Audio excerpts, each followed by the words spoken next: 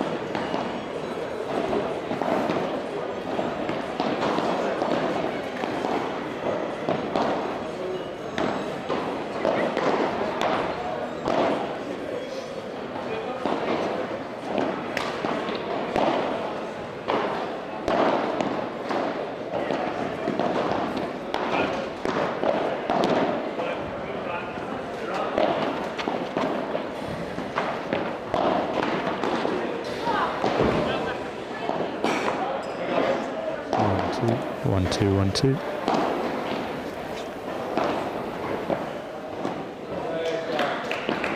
One two one two one two. Speaking.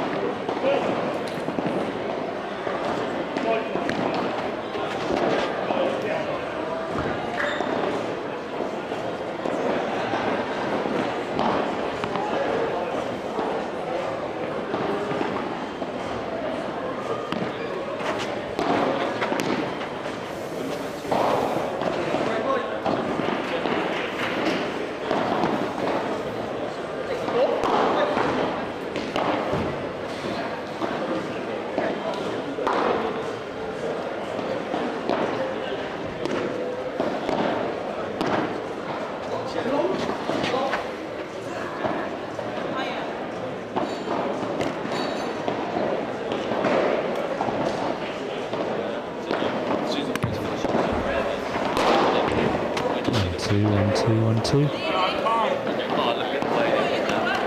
Hello. 1, 2, 1, 2, 1, 2. Give that a go. Obviously, that's if you don't. We have level. Okay.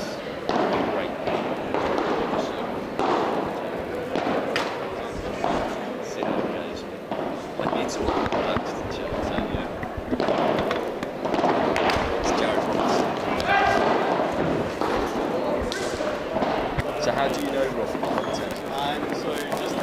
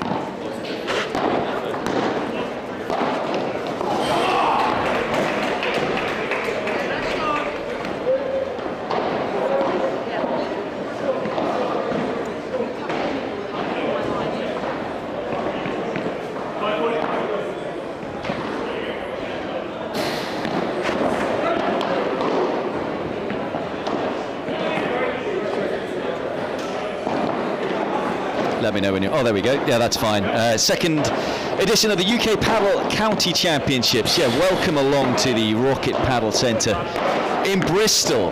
And it's a hive of activity and action here. Number of counties involved, which I need to get the amount of counties involved today, but we are focusing on the men's, and I will find out what group for this matchup between Surrey and Berkshire. Ed Tandy and Bojan Jelovic. I'm very fortunate to be joined by Jared Robinson for this one. Jared, who represents Buckinghamshire and has got a tennis background and also an international background. He's played growing up in South Africa.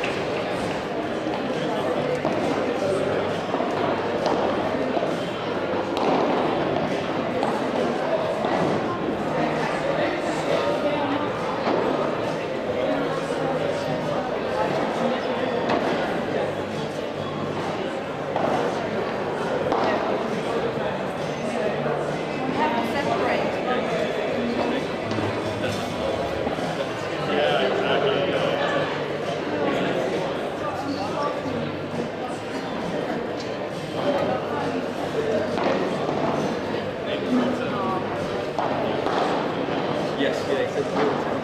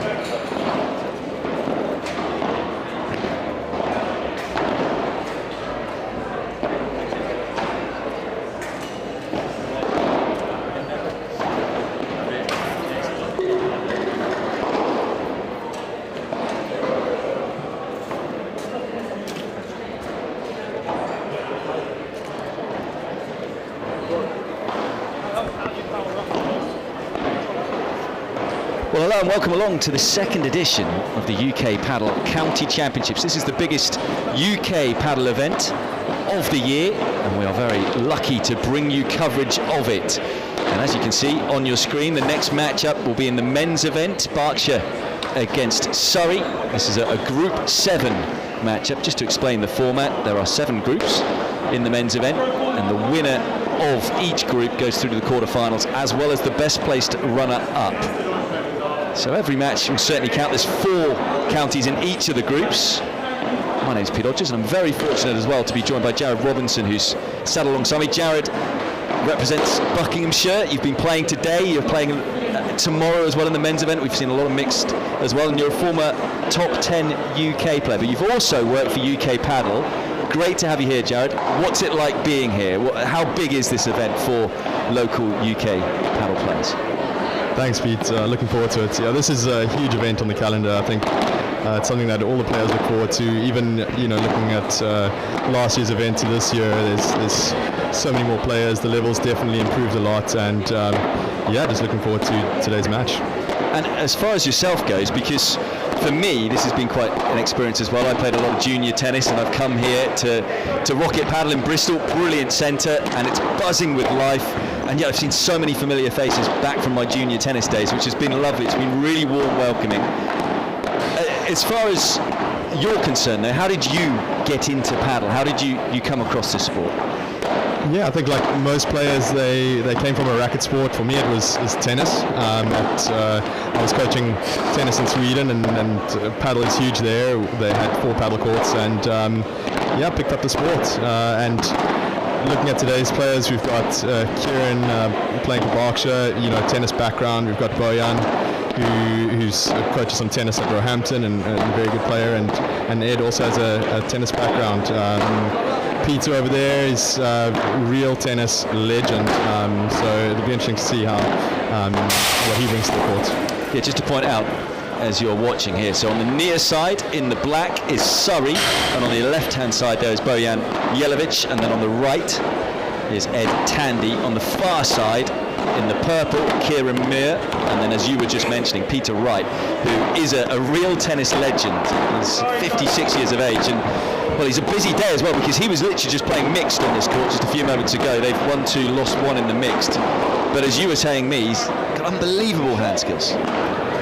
Really good hands. I mean, I think that's going to help him, having just come off that long match. I think that's really going to help him in today's event. And he's got Kieran, who I've played against a couple of times as well. He's super fast. So, it's going to be a great matchup. And no disrespect to Peter, but it just shows you this sport, all ages, and how long you can play it for. 100%. And paddle is definitely a team sport. One player can have an off day, or your partner can dovetail you and help you out. And I think it's going to be interesting to watch how these guys communicate throughout the match, and that's going to be a big part of who takes us in the end of the day. Yeah, in terms of this matchup, it's the first match of the men's in Group 7. Surrey have some history in paddle. They were runner-up in the women's and mixed event last year. They've made 6 finals across all different age groups. It's over 40s, over 50s, over 60s, as well as the men's and women's events. They've got Chris Salisbury, who's ranked number 1 in the UK, and Tom Farkasian, who was a very good tennis player back in the day, and he's ranked 15 in the world as well. So they've got great depth, have Surrey. Berkshire, meanwhile, are playing in their first ever UK PADEL County Championships. But as we've already mentioned, Peter Wright certainly knows what he's doing with a racket in his hand. And Kieran Muir, a tennis coach as well. Also 13-time, Windsor Tennis Club champion, which is some feat to win that amount of times.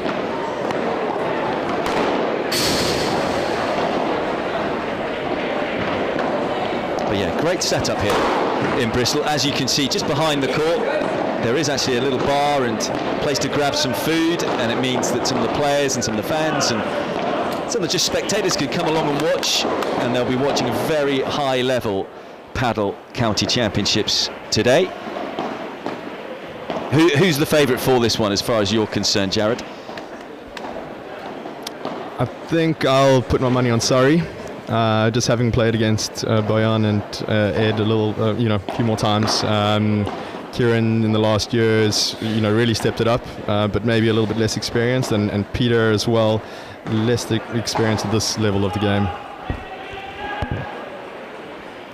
Yeah, so it's a busy day today because we've got mixed action. We'll have the mixed final later on for you, incidentally, the mixed semis and the final, so stay with us for that one if you can, later on in the evening.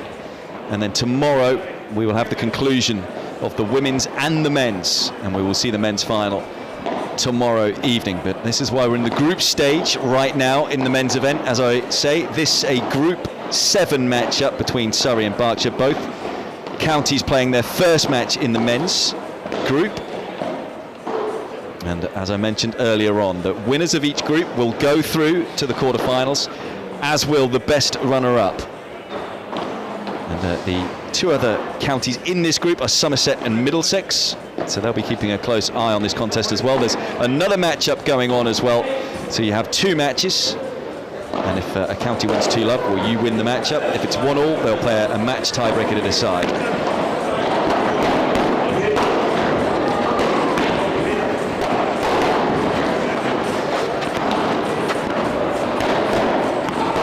Tandy getting things underway for Surrey.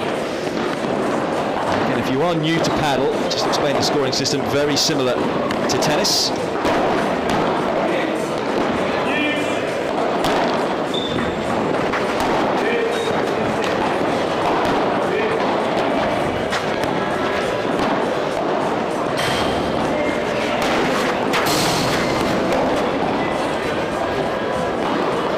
Well, this is why this is such a great sport. What a rally that is. And you were saying, Peter Wright, having played already just a few moments ago, he looks dialed in.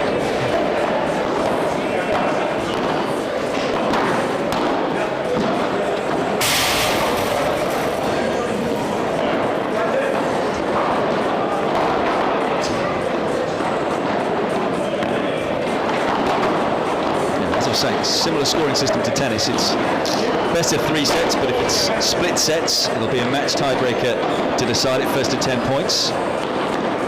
Deciding points a deuce.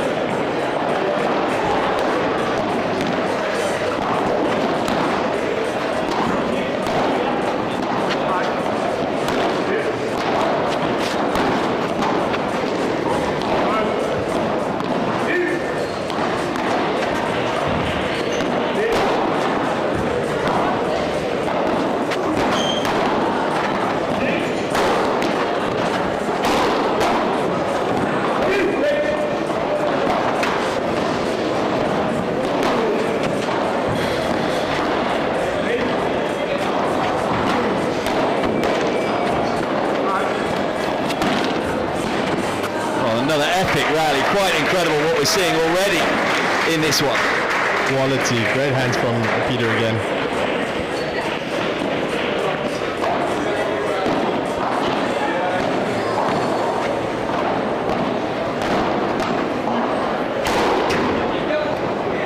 And this time the power is too much to handle. Jelovic getting the ball away.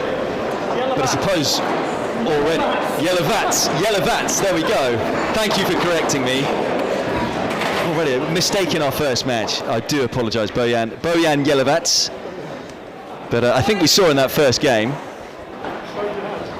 all the signs of paddle, right? It's in we saw the touch, we saw the power, and you can win with both.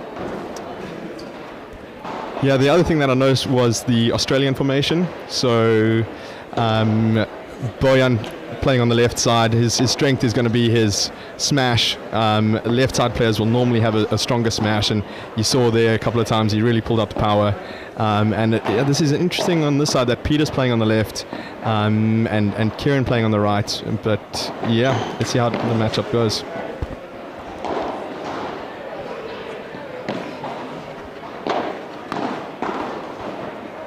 Yeah, on that point, Usic's the more powerful player on the left, and why is that? So there's more options from the left-hand side to get the ball out of the court, so you can smash it down into the back glass and out of the court. From the right-hand side, just with the way that you swing the racket, it's a lot more difficult to do it on that side. So there's more options on the left to to hit a good smash.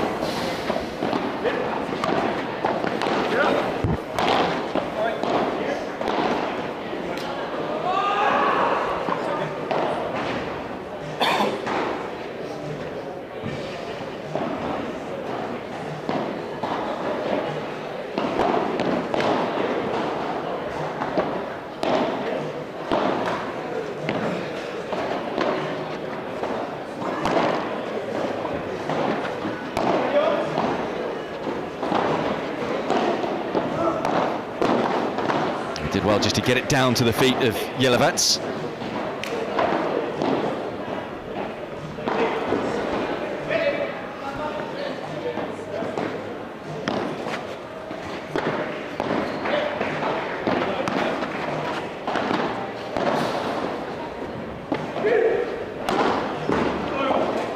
That's just long, wasn't far away, hitting the back glass.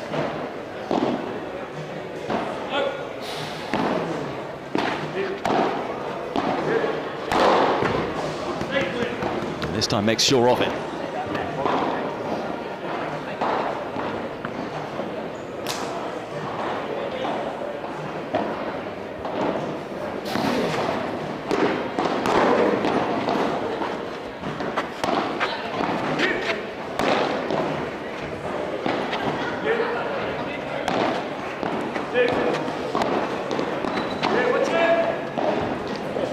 That's a solid service hold, so a really good start from Kieran Muir.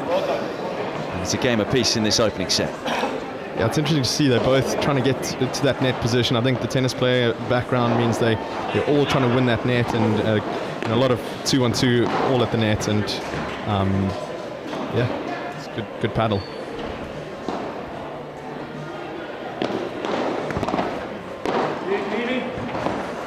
You've played Bojan before, as in, what are his strengths in paddle? Yeah, his smash is good. His great volley there, as you saw, coming down off that back glass, creating a lot of spin off that volley.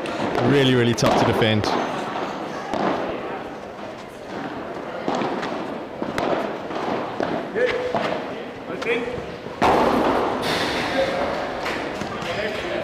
I think the difference between a tennis volley and a paddle volley is really swinging through that volley and getting it to cut off that back glass, and that makes a massive difference. When people first come to paddle from tennis, they normally try and just kind of block it, and it bounces up off that back glass, and these guys are really cutting it, and it's great shots.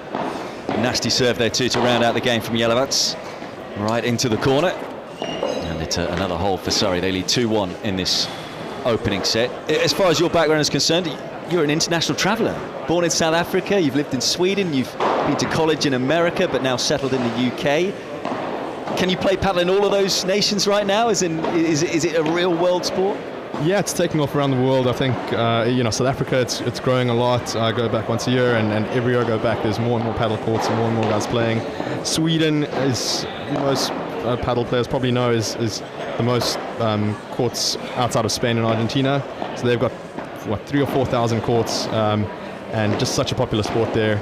And UK, we're getting there. I think we're probably at around 500 or 600 courts, and with a lot more courts on the horizon. So just trying to get more and more people into the sport.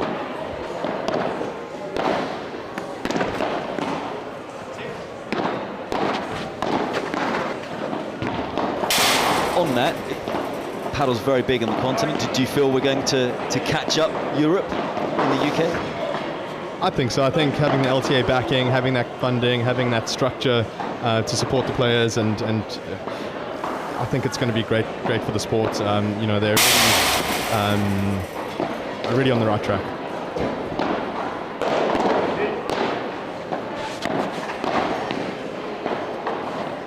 That's a great reach and great reactions from Tandy.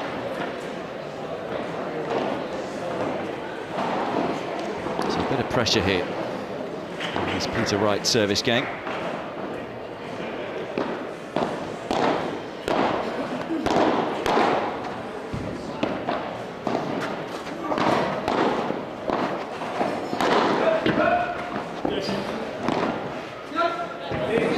That's great dexterity at the age of 56 to reach that the way he did. Sharp play. Sorry, doing a great job getting to that net, putting pressure on Peter and Kieran. For once, overcooking the volley. So our first break points of the encounter.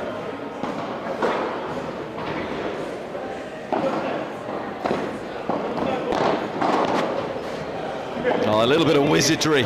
Love it from Kieran Muir. That's his trademark shot. It's his favourite shot, and yeah, pulled it off once again.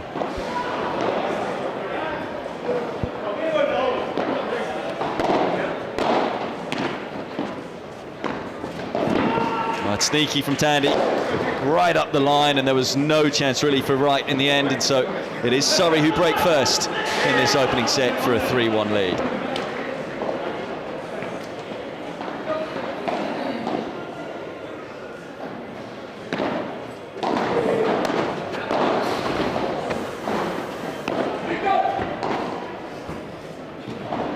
We're seeing a lot of serves right into that juncture, the angled serve.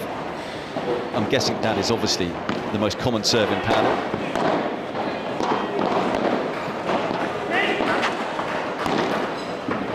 How often do players though mix it up? Is it a 70-30 split? I think variation is really important.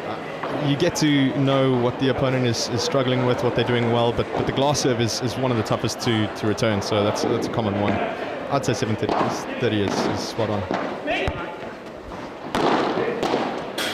It's a great strike.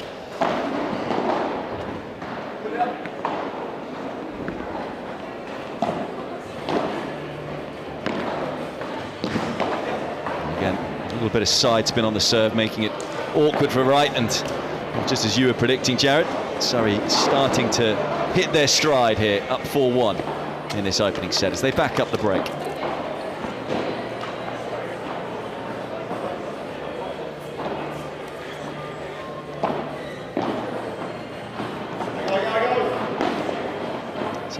That we've seen already in this one. That was the little bit of wizardry, as I said earlier on, from Kieran Muir. Is Kieran Muir someone that you've come up against as well on the paddle circuit?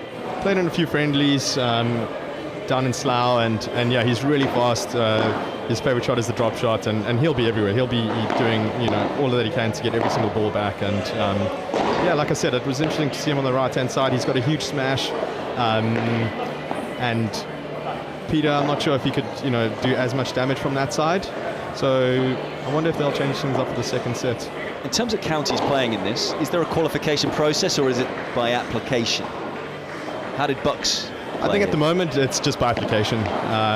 So there's a lot more counties than last year. With last year we only had South Scotland, where this year we've got North, East, South and West. So just, from the success of last year's event, more counties are entering this year.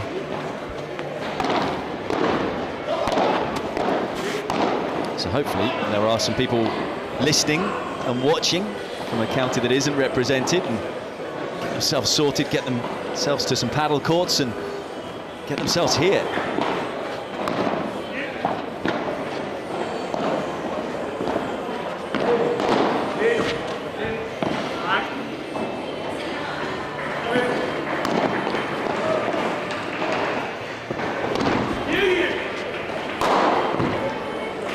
Big. Muir was here, there, everywhere, but that one, Tandy was able to make sure.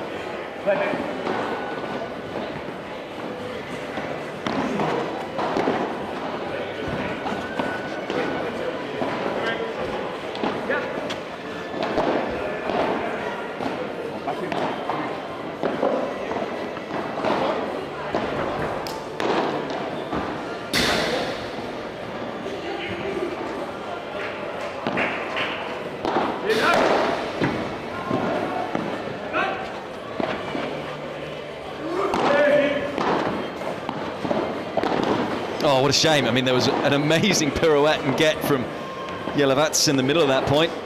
As you can see by his reaction, he'll be a little annoyed that he missed the easier volley. Yeah, a couple of errors in a row now, letting him back in the service game.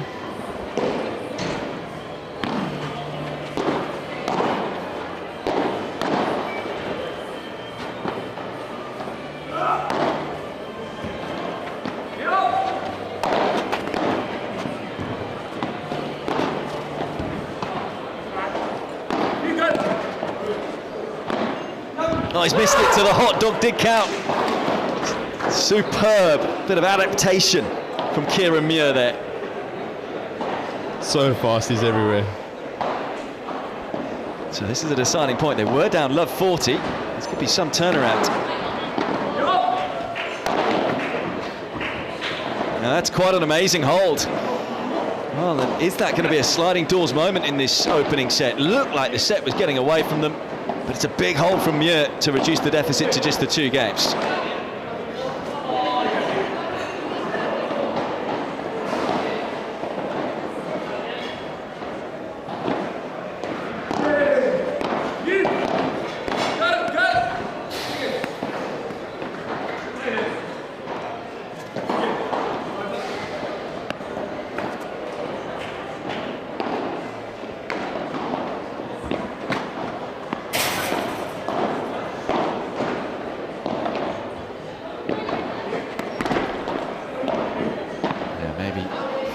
Taking that one on the backhand side. Ended up scrunching himself.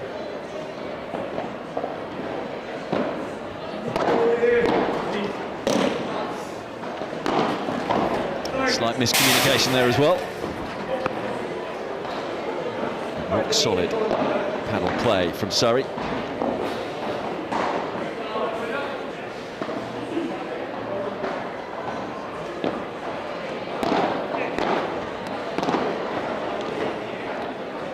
That's exactly the response they would have wanted after letting the previous game slip. Rough service hold for Yellowvats. And they're a game away from taking this opening set. They lead by 5 games to 2. In terms of for you, for the rest of the day, Jared, as in here, bit of commentary, which is great having you. You've got to play, is it men's later on today? Yeah, men's later at 5:30. We are taking on Wiltshire.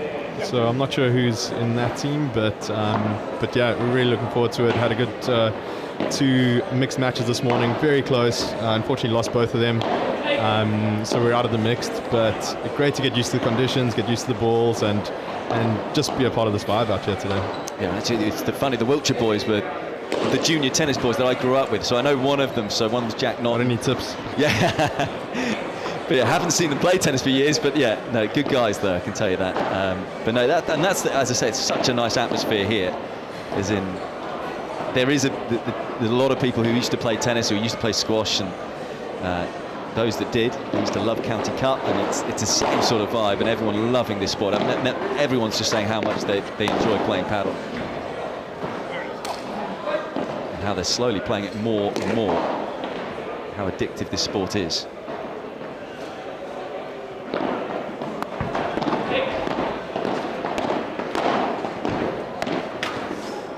If someone is watching this and they want to play, where do they go? Is there somewhere online, or how do you search out your nearest club? So on UK PADEL there is a map of all of the clubs around the country. So that's a good place to start.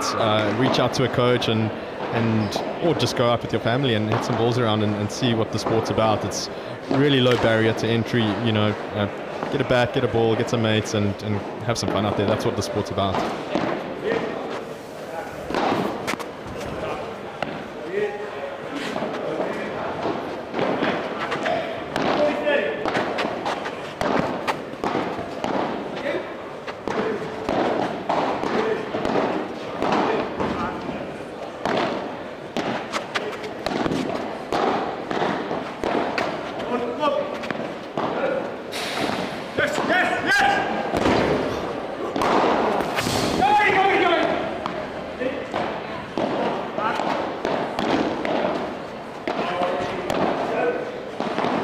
That's a simply sensational point. Once again, had a little bit of everything, but it's Surrey that come out on top. Yeah, and Surrey managing to keep that net position, keep the Berkshire boys back.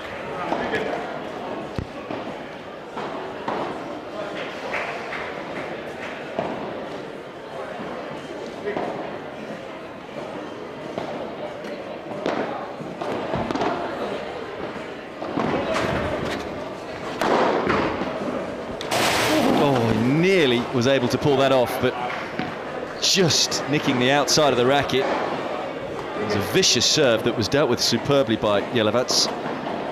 Here are 2 set points for Surrey.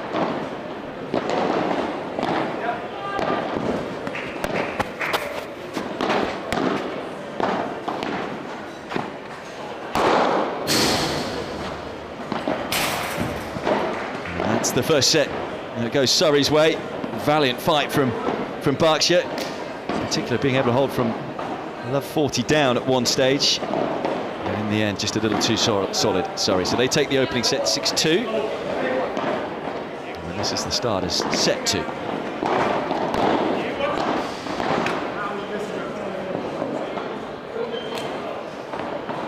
Tandy getting us underway in set 2.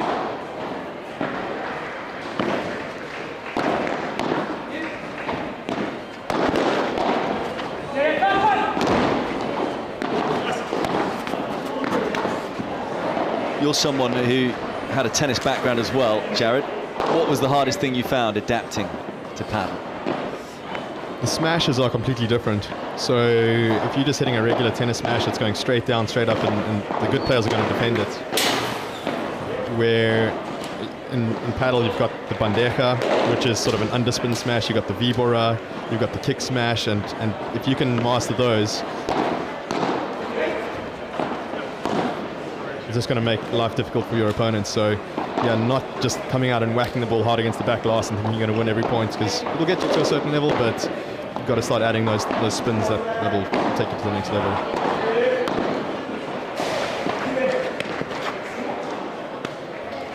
Yeah, we're seeing that the top end of the sport, power is becoming a bigger and bigger factor. Certainly county level here, as in the touch is a real big deal.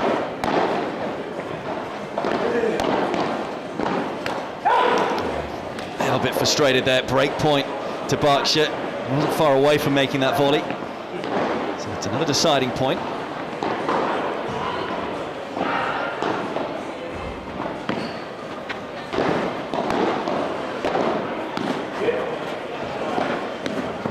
And they do get the break. So super start to set 2 for Berkshire.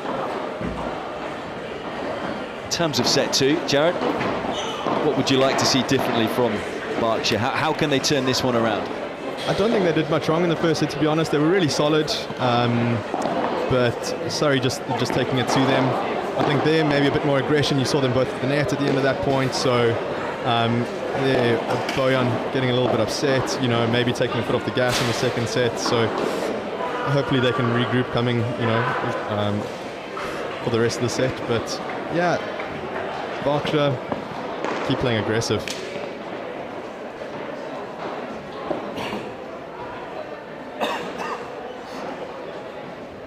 Showing the hand skills even between the points there.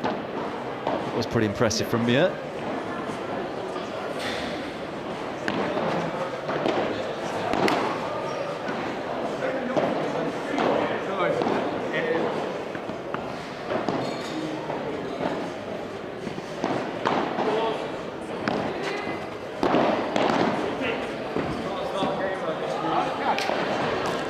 Blunt force there is there.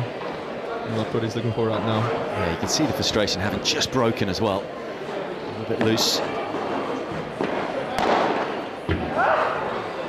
It's been a loose game overall. He played the best game of the match in the previous game. I suppose this is what Surrey do to you. Got to keep that level as high as you can.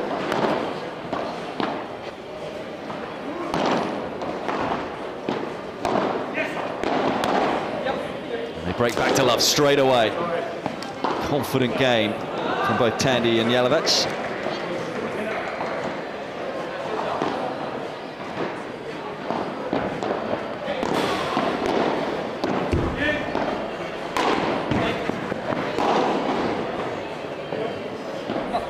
Wasn't too far away again. Wasn't also too far away from what could have been a career-ending injury as well, but survived, did Mir. I like that. That's really smart. Such great awareness of where the space was on the court. Great disguise. You don't know when it's coming and where it's going to.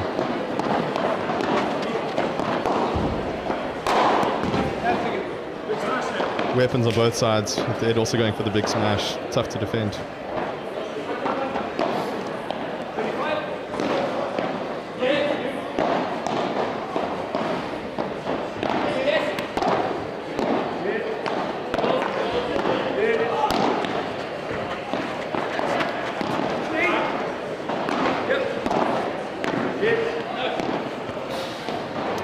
watching it close up, we're privileged here, Jared, just how close we are, this AstroTurf surface, the spin that they're putting on the ball, but the pickups we're seeing, particularly from Peter Wright, it's so impressive.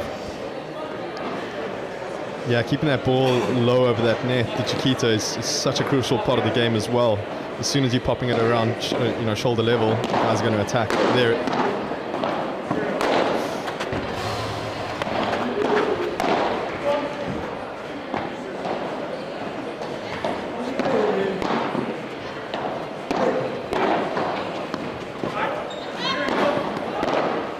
Talk about the Chiquita, there are different ways to play it, right? You can play it with a bit of speed, but also a little bit of touch.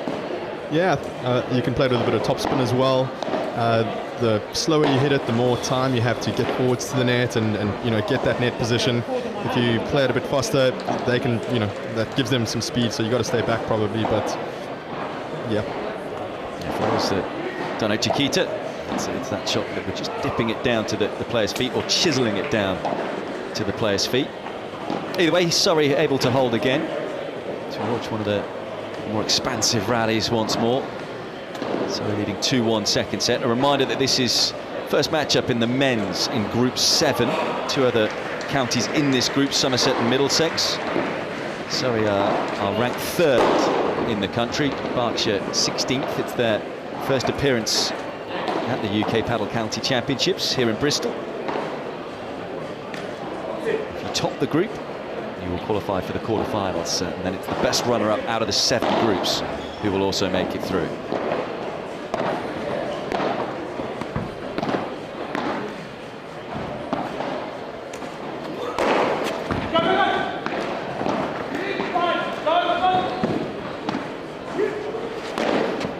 That's put away, out over the glass. Incidentally, by the way, there's 2 matches going on right now, so Surrey and Berkshire here with one set of pairs, and there's another set of pairs also playing.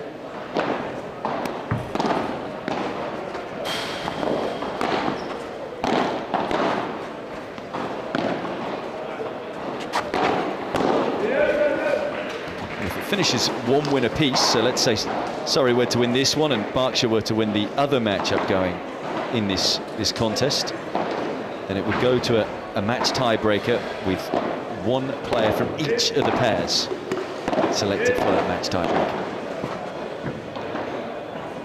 And that would determine who wins the matchup overall. But, as we were saying earlier, Surrey, a loaded team.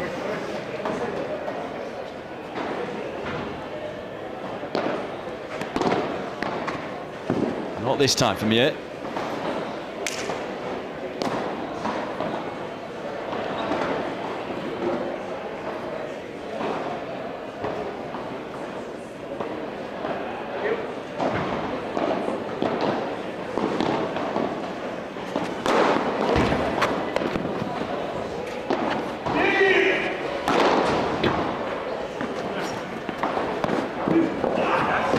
Great from both teams. You can see the quickness and awareness of where they need to be, the reactions. The Elevats putting the ball away, and here's another chance to pick up a break.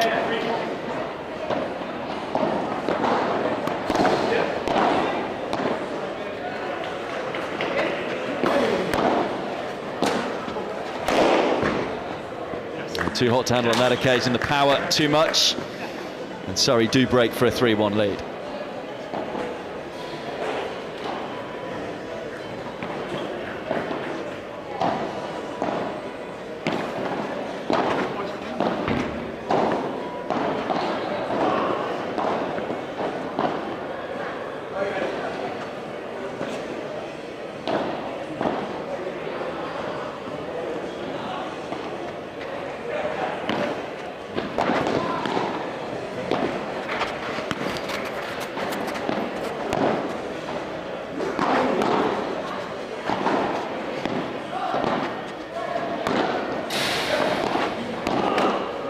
Great defensive tennis paddle, I should say. I knew it was going to happen at some point from Muir and Wright.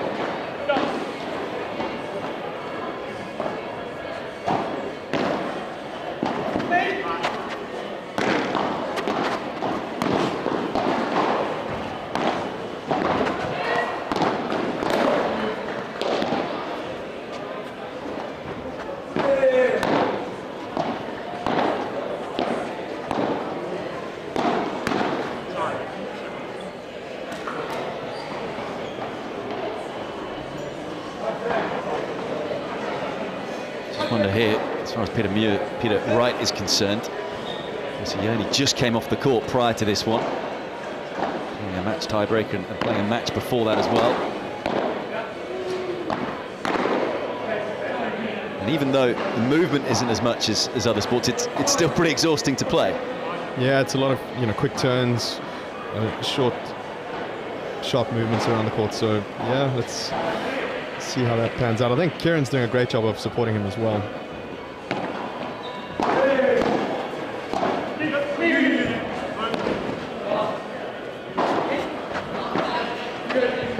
It's superb. Initially Wright dissecting the two, and then Muir finding the beautiful angle.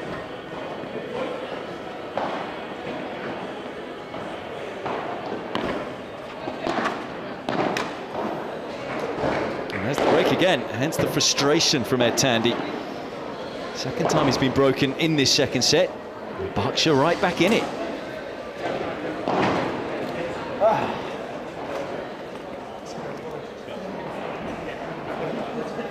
In terms of tournaments throughout the UK, we're here at the UK PADEL County Championships. What other events are there? So they work on the LTA system. So there's grade 1s, 2s, 3s, 4s and 5s, with 5 being sort of the lowest level, more on sort of a regional level, local level, with grade 1s being national level. And yeah, there's tournaments up and down the country, tournaments up in Scotland. Bristol is obviously the hub of UK paddle at the moment, with so many indoor courts. But yeah, taking off, there's so many more tournaments being added every single year. As you said, you were top 10 in the UK. How much work did that take you? That took a lot of work. I was very lucky to be coaching with UK Paddle, so I counted that as my sort of 10,000 hours. I was on court almost every single day, so I got to work the corners, got to, just have a lot of time on court.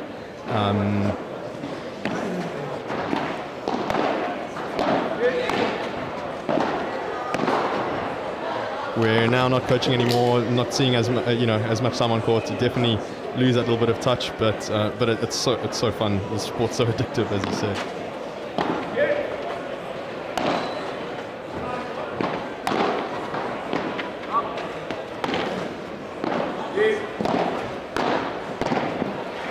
And the money now is pretty big if you can turn pro. Yeah, I think Red Bull are now a sponsor for some events, and yeah, there's reason for the youngsters to get involved in the sport. It's not just tennis with the big money, it's paddle now as well. Meanwhile here, once again, Muir struggling to hold serve, broken to love last time. He might have the same fate here.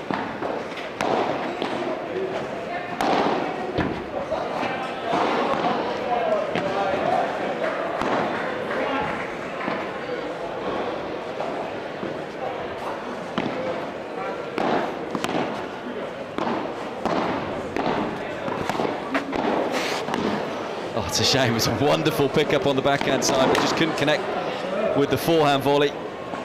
And it's deja vu, I'm afraid, for Kieran Muir. Broken to love again. And Surrey lead 4-2, second set. I think Surrey are doing a great job of getting that net. Even though Kieran's serving and bowling, and they're both getting into that great net position, Surrey are being patient, throwing up the lob, taking the net away from them.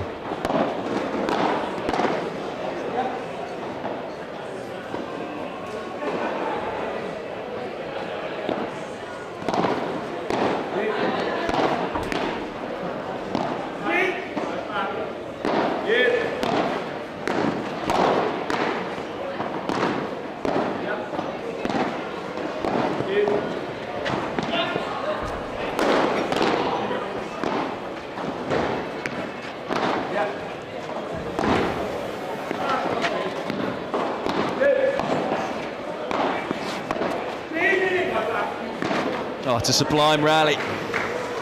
Doing a lot of work, both Muir and Wright, to hang in there. And it was worth the work in the end.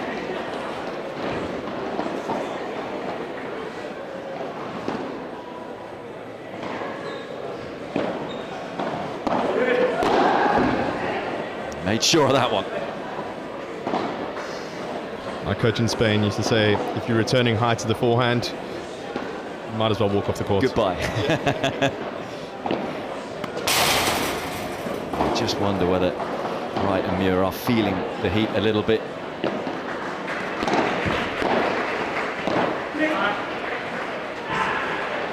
Saying earlier, would have been playing in the mixed earlier on as well. Surrey, such a big team here, they can rotate.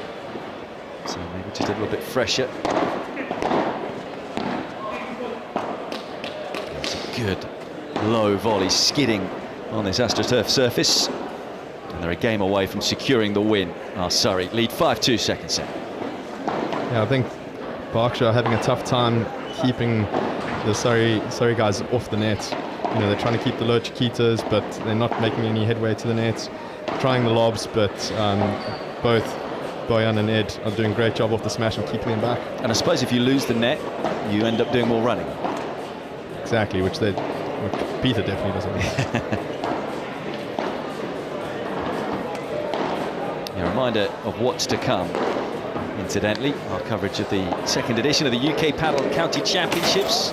After this, we will have the mixed semi-finals and the mixed final later on today. Might have a bit more men's action as well. And then tomorrow we'll have the women's and men's conclusion. So stay with us if you can. This should be starting tomorrow at 1:30 UK time.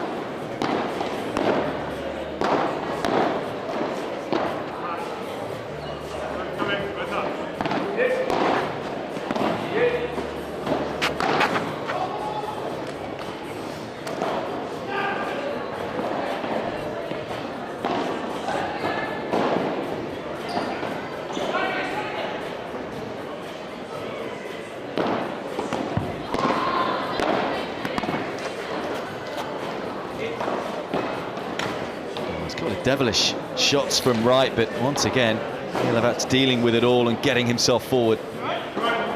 Inch perfect lob.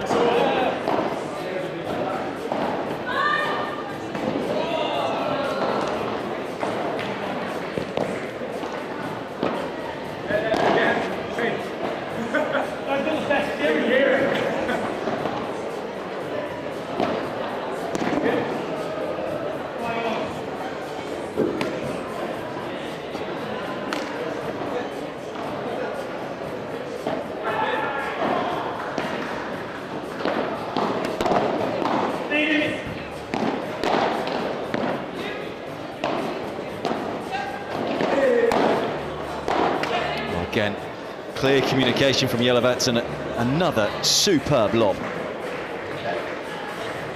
And there are a couple of match points for Surrey.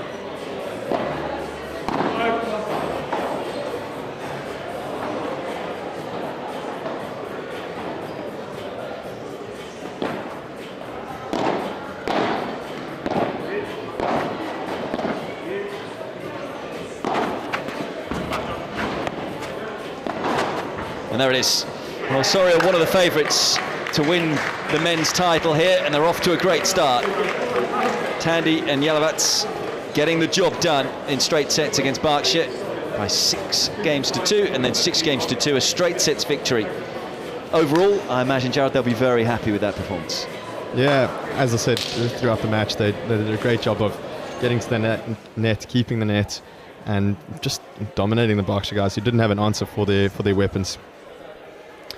So that concludes the match on centre court. We will inform you with whether Surrey have won the contest overall. Of course, we will find out a little later on whether in the other matchup they were able to secure the victory there as well. Up next on this court, we should see Sussex against South Wales in the mixed. As soon as they are out on court, we'll be back with you.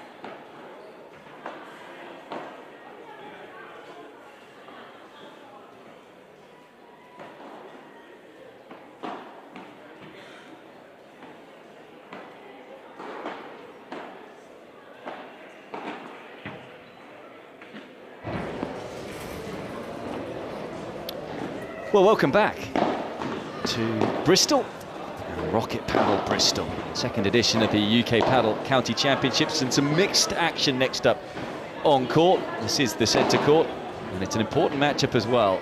It's the Group 2 from the mixed. Only the top team out of the groups will qualify, and this is the deciding matchup between Surrey and Avon. We've got Amy Cairns and Ed Tardy up against Roxy Kashavertz and Joanne Sendra. We've just had the warm-up. Once again, I'm very pleased to say Jared Robinson is alongside myself, Peter Odgers, and we will talk you through this matchup. They've already done the warm-up, so this is the first game. Ed Tandy getting us underway.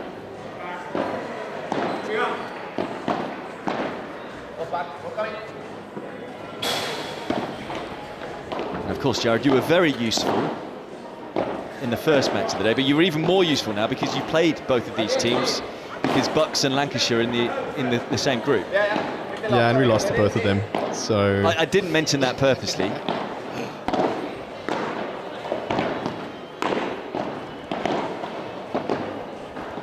But this is going to be the deciding match to see who goes through to the semi-finals of the mixed. So it's a very important match.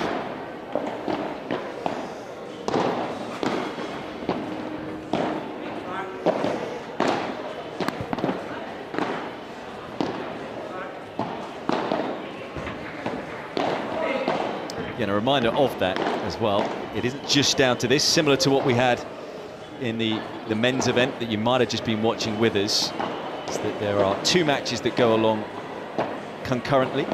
So there's another match between Surrey and Avon, just on court 1, that we can see. And so if a county wins both of the matches, they then get the victory. If it's 1 apiece, it goes down to a deciding match tiebreaker with 1 player from each of the pairs selected for the doubles and that match tiebreaker. It's a vital matchup. It's well put away by Ed Tandy, who was just on this court, so he already showing that he is in the groove. But as far as Roxy Kashavertz is concerned, she's known around these parts and known around Rocket Paddle. Yeah, she's the head of paddle for Rocket Paddle, so she runs all the major events for Rocket Paddle around the country. I think Rocket Paddle have 3 major venues and looking to expand some more, but they have some of the biggest venues in the UK, this being the biggest with 12 courts, 12 doubles courts and 2 singles courts. So it's a good thing you lost earlier on. Is that what you're saying? You want to keep her on your side? Yeah, for sure.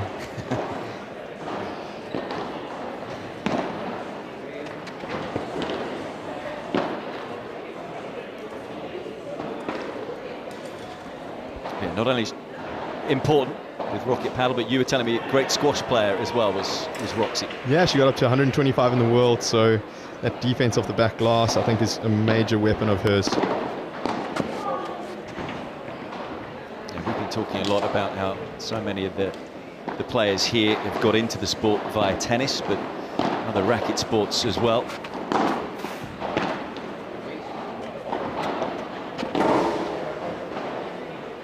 This has been a really positive start for Surrey.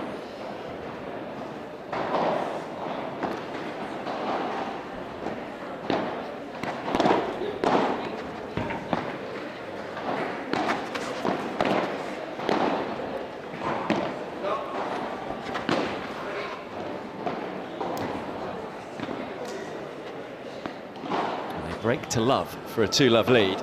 Surrey, who are one of the powerhouses of this competition. They were actually runner-up in the mixed event last year. So desperate to get back to the final once again. They've made a bright start in this group match.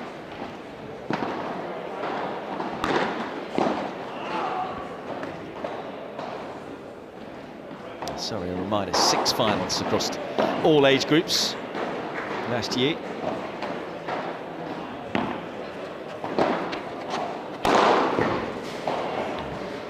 Once more, Ed Tandy showing his power.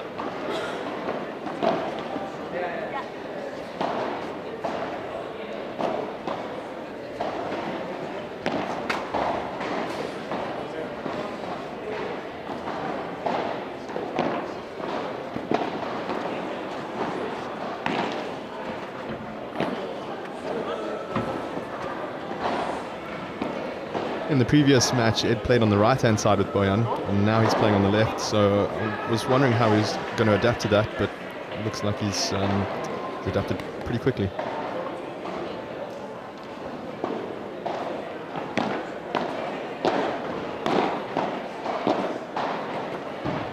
They've raced out of the blocks here, Surrey.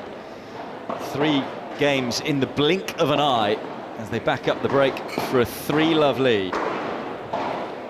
What is the biggest difference playing on the right compared to on the left? The biggest difference is the return. I do not like playing on the right-hand side because when that serve comes in on the right onto that side glass in the forehand, it kind of sticks really close to the glass, and that is really, really tough.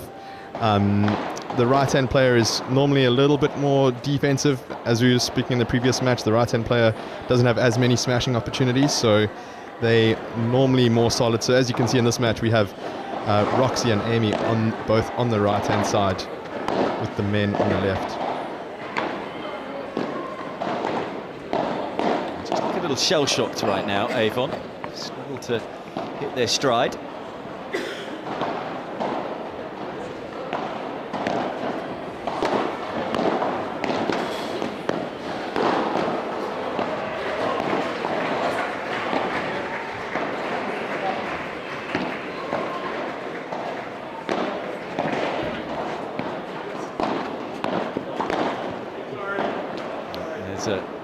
What would you call it in paddle? I mean, it's known as a tag?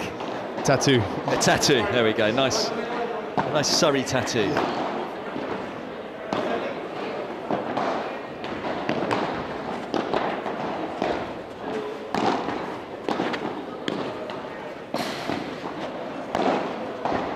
Well, that ends the run of points against Avon, so that will be of some relief. Yeah, home court, centre court, deciding match. It's a lot of pressure.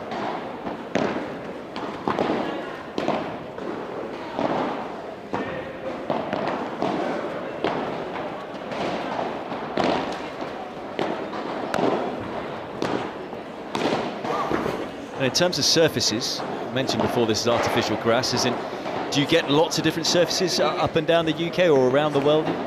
The surfaces are very similar. There's an indoor surface and there's an outdoor surface. What can affect it is the amount of sand that they put on the court. So if they put a lot of sand on, it's going to make it a little bit more slippy. The ball's going to skid a little bit lower. If there's less sand, the ball kind of bites into it and is maybe a slower surface. So the pros will, get to an event a day or two early and get used to the balls, get used to how that ball is bouncing, and every facility will be slightly different.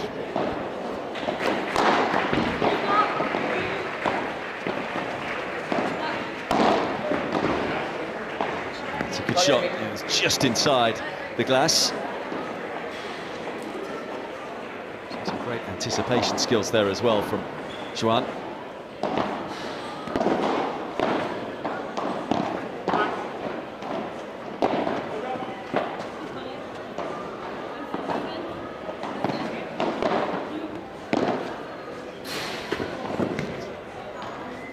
They're looking a lot better now after a shaky start.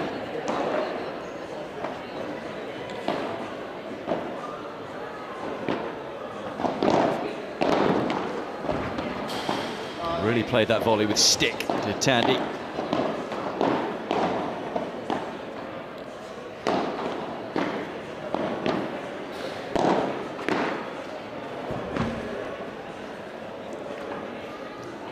Yeah, this back to the surfaces. Rocket Paddle's other venue, newest venue in Ilford, is turquoise. So that's another thing that can change the colour.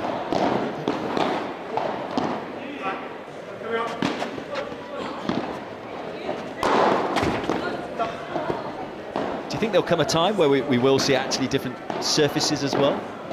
I think that's a great question. In tennis you've got clay and grass and hard courts, but I don't think you need it in paddle at the moment.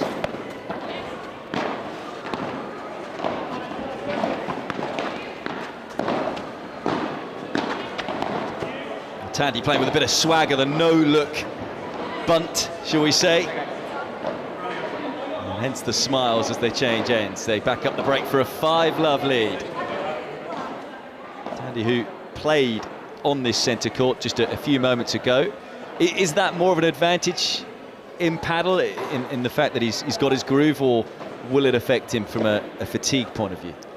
I don't think so. I'm not sure how long the previous match was. I think it was about 40 minutes. 38 minutes. 38 yeah. minutes. So I don't think, being a tennis coach and being a fit guy, I don't think it'll affect him too much. Maybe later in the day or into tomorrow it might start affecting him. Oh, we had number one fan out on the court there briefly. As we say, it is for young people, this sport, as well as old. Great to Great to see, yeah, great to see. We want more of those youngsters out on the court. And why not? Just maybe not now at 5-love in the first set.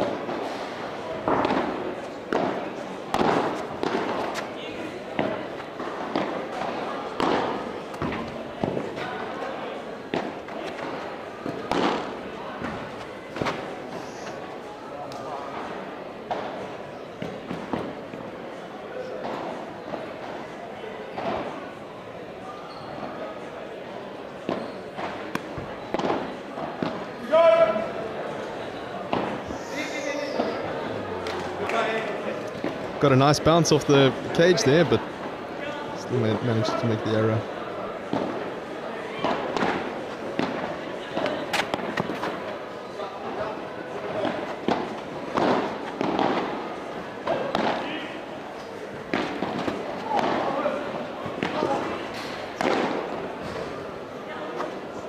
Oh no! Oh, it was a whisker away. Very close to the net. Maybe just lost his bearings there, Joanne. Ed not happy with that smash. Just caught the top of the cage. He was probably aiming for the top of the glass and hoping to get it out the court, but led Avon back on the point there.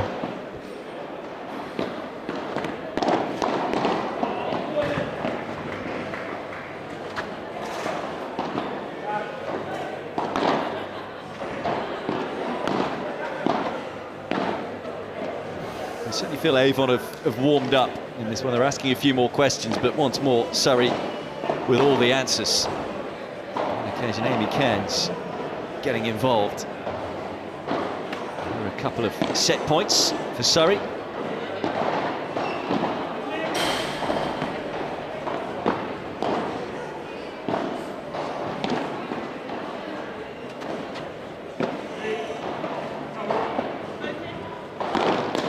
Just combining really well, aren't they? Lovely lob from Cairns. And the touch and the feel backed up by the power of Ed Tandy. In a blink and you miss it type of an opening set. 6-love. Maybe, what is it? Nearly 4 p.m. in the afternoon on a Saturday, but it's always time for a bagel when you're in Bristol.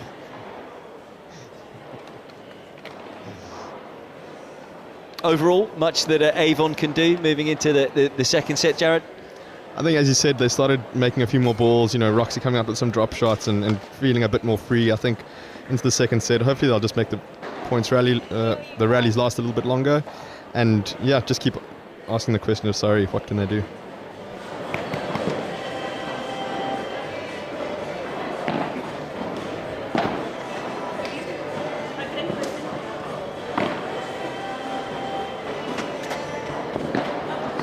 Oh, too good is the shout from Ed Tandy, and it certainly was from Joanne Sandra.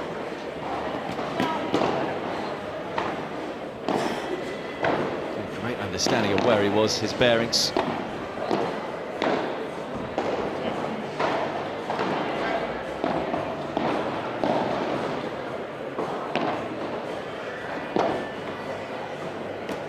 Just boxing into the corner there, Cairns. Tasty serve once more.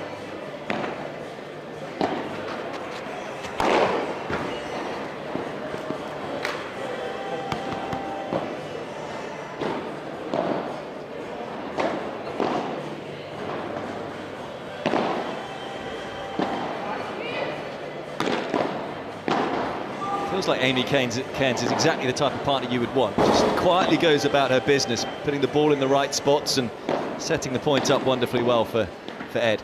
Yeah, she's doing a great job on the right-hand side, and Ed finishing it off. I still think Ed's seeing too many smashes. Tactically, I think Avon needs to start picking on Amy a little bit more. Maybe keep her back, and hopefully she can you know, maybe had the odd miss hit or not hit her lob the right length, and I think that's something they've got to try moving forward. 7 games in a row now for Surrey. Of course, they will be hoping if they can win this encounter against Avon, they'll have the semi-finals and perhaps the final still to come this evening.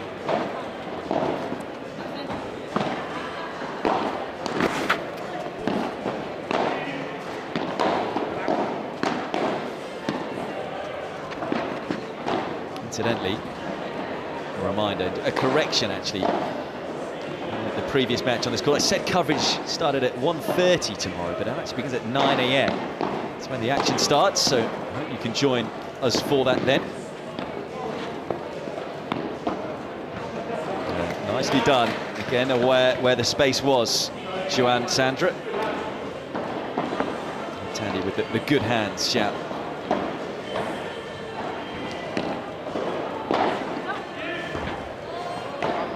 So a chance to get on the board here for Avon, at 40 love.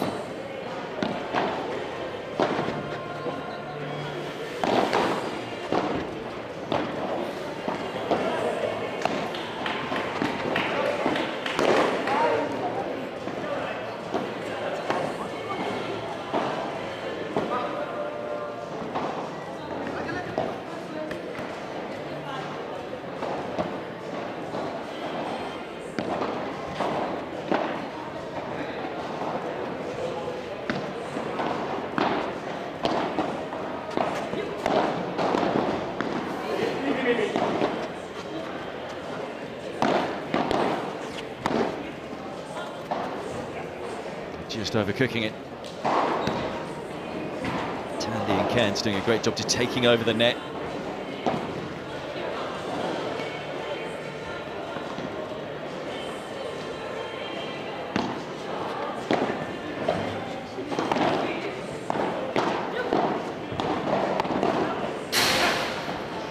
It would have been some shot. It was audacious to try. Missed by much. It's going to be a deciding point. Tandy to take the return. Oh, and they steal the game. Harsh on Avon. They had chances to win that game, up 40 love. But it's an 8th straight game for Surrey, and their dominance continues. Good to see the Avon team still smiling, though. Still enjoying themselves despite being right up against it here. So did you play both of these teams, Jared? So I played in the second pair, so I didn't play against these teams. But as I said, lost both our matches, so great depth from Surrey and from Avon.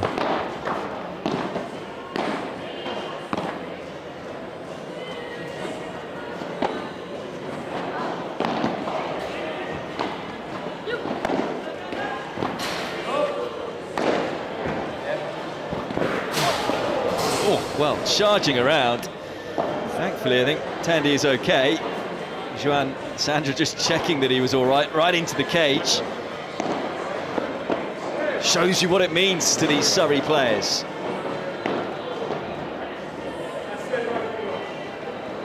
Sadly, it wasn't worth the effort because they lost the point, but it was a great effort.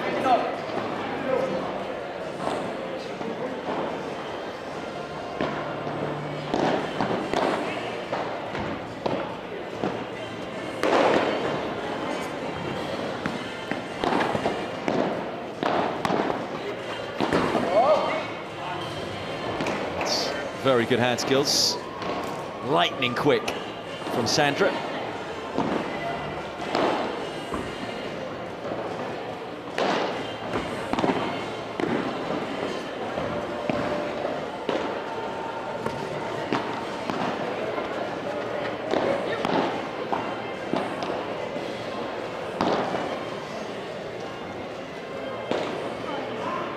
The overhead has just struggled a little with it today, Roxy.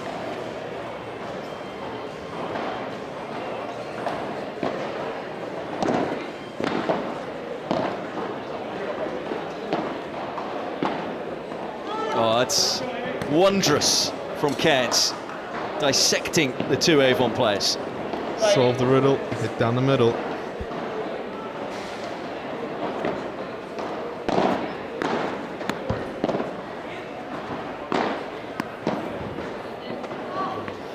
been just deceiving Sandra there. Again, trapping his opponent right into the corner.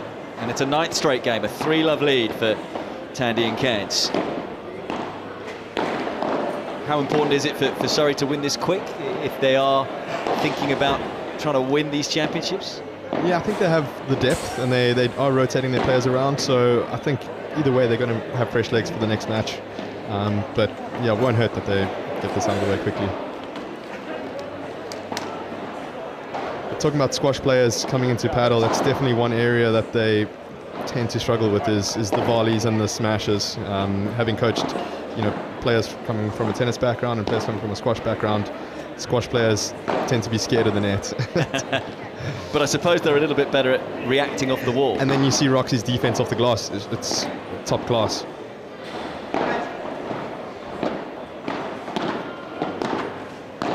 Can you spot then, having been a coach, that those that have come from tennis backgrounds compared to those that have come from squash backgrounds? Not really at this level, not necessarily, because hopefully, if they got to this level, they have ironed out some of the areas. But I think in this matchup, it's you see Roxy struggling a bit.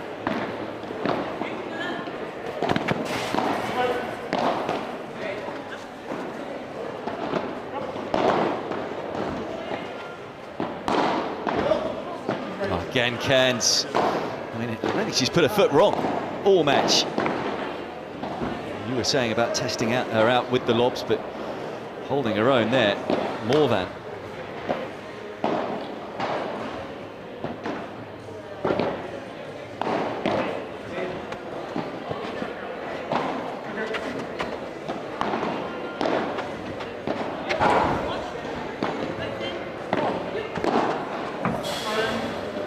Just seen it time and time again, that combination, the lob from Cairns setting up Tandy.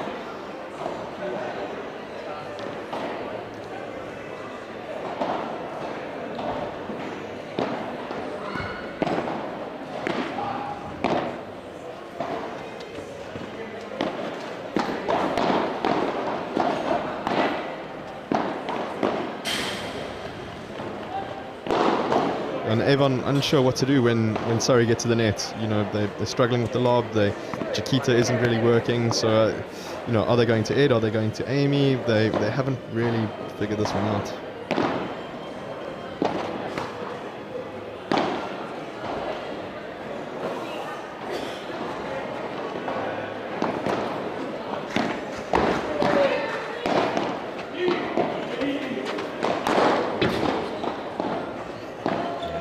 Play outside, but can't get that one back.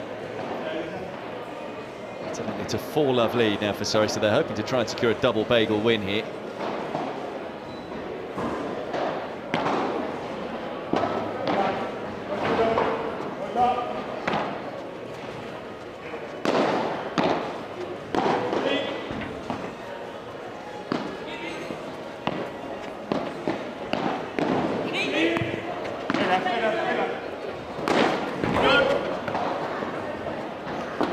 It's brilliant all-round paddle. Every player getting involved, but in the end, it's Cairns once more who's the star of the show. Solid as a rock.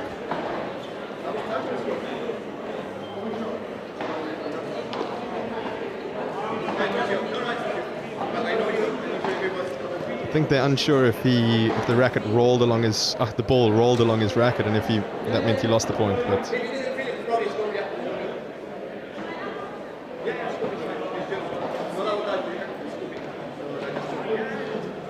it's a very polite conversation. I think it's going to stay Surrey's point. The question was just from Joanne Sandra, as you say, whether it rolled along the racket.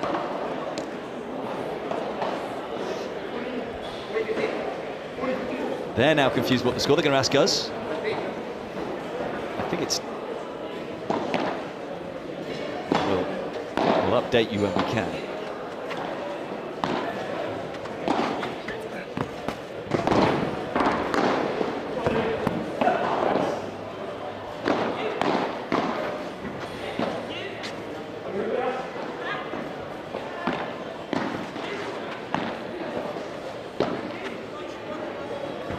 Incredible get right in the corner, right in front of us here from Tandy, and that is the game for Surrey. So they're a game away from a double bagel victory. They lead 5-love second set.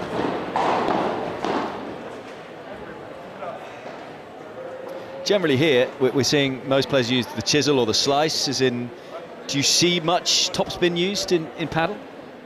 Yeah, I'm a firm believer in topspin. I mean, not major topspin, because if you're hitting too much and they let it go past them, it's actually going to bounce up off the back glass. So you're not like ripping a rougher forehand, you know, down the middle. I think more flat topspin than slice, because with the open face, if it goes wrong, it's going to pop up or you're going to chop it straight down. So I'm a big believer in sort of the flat topspin roll. Like we saw the return there from Cairns.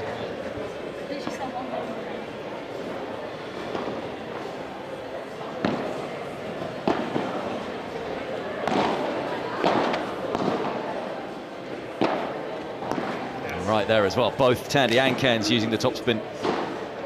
Chikera dipping it down to the feet.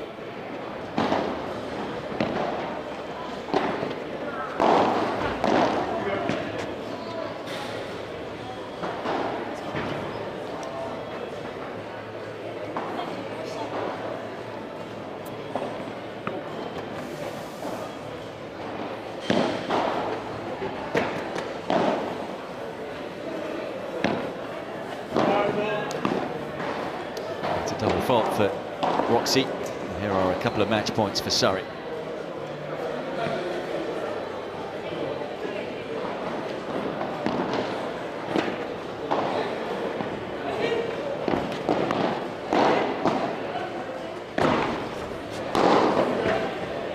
He thought about through the legs and then got it wrong. Got himself into a bit of a muddle. And there's the smash from Roxy.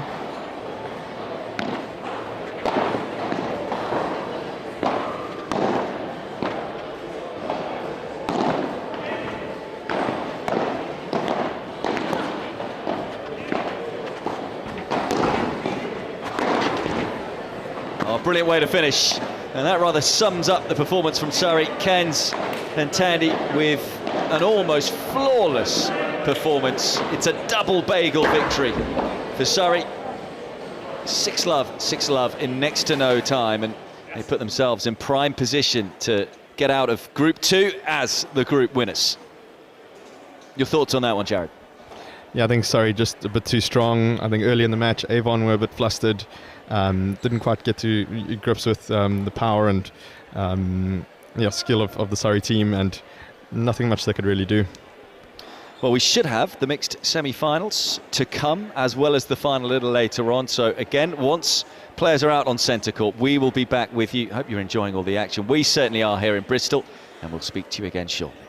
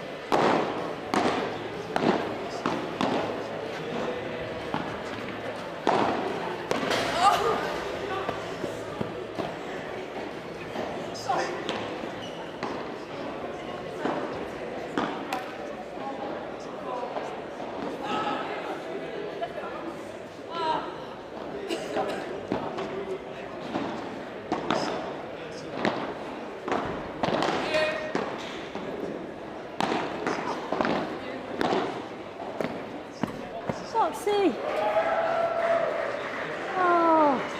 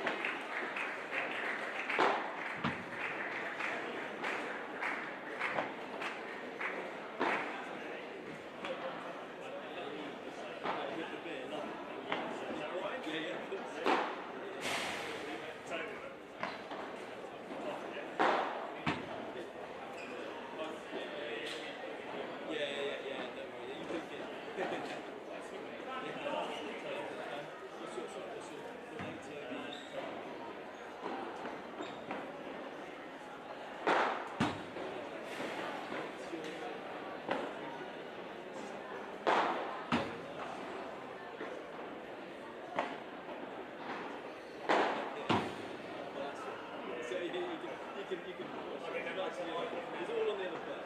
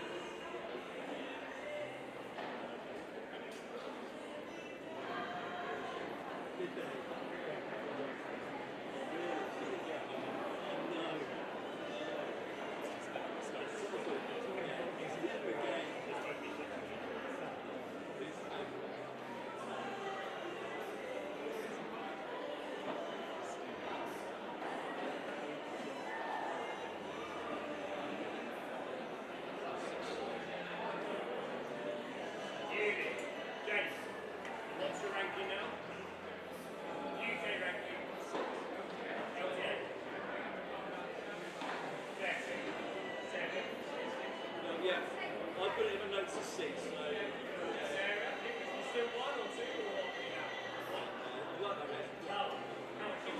Don't give me 2. Easy, mate.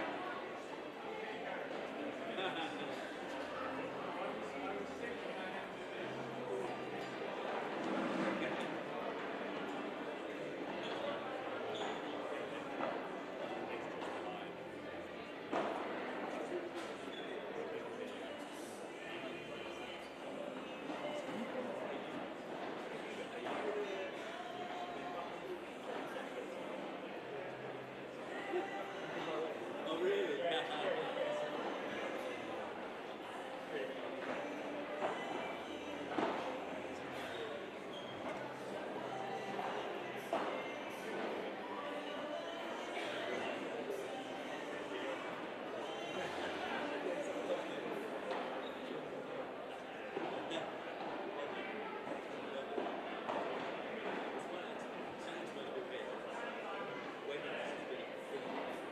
The amount of times I've seen it, and then you go to that record, and then you're like, oh, it's always there. So like Craig Evans, Nelson, like Craig Evans here. I knew Craig a bit growing up, and then I now know Mel, so really good names. So then go into that wedding with that.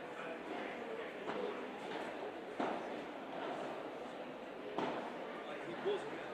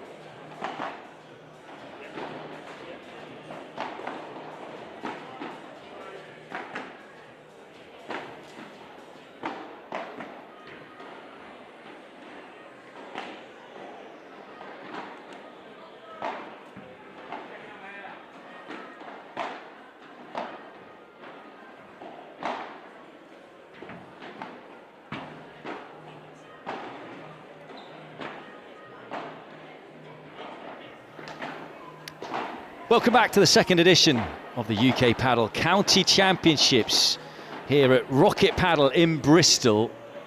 Now kind of known as the hub of the UK, this city in particular.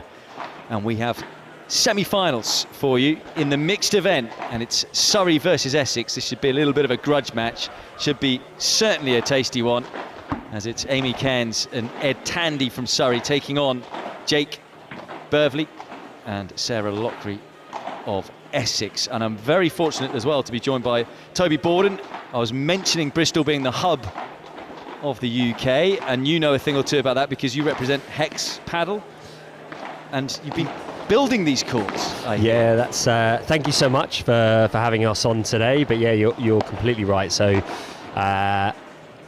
basically Bristol has become a home of paddle, so to speak. You know, we have 3 huge centres now, indoor centres in Bristol. We have here the amazing Rocket Paddle with 14 courts, 12 doubles, 2 singles.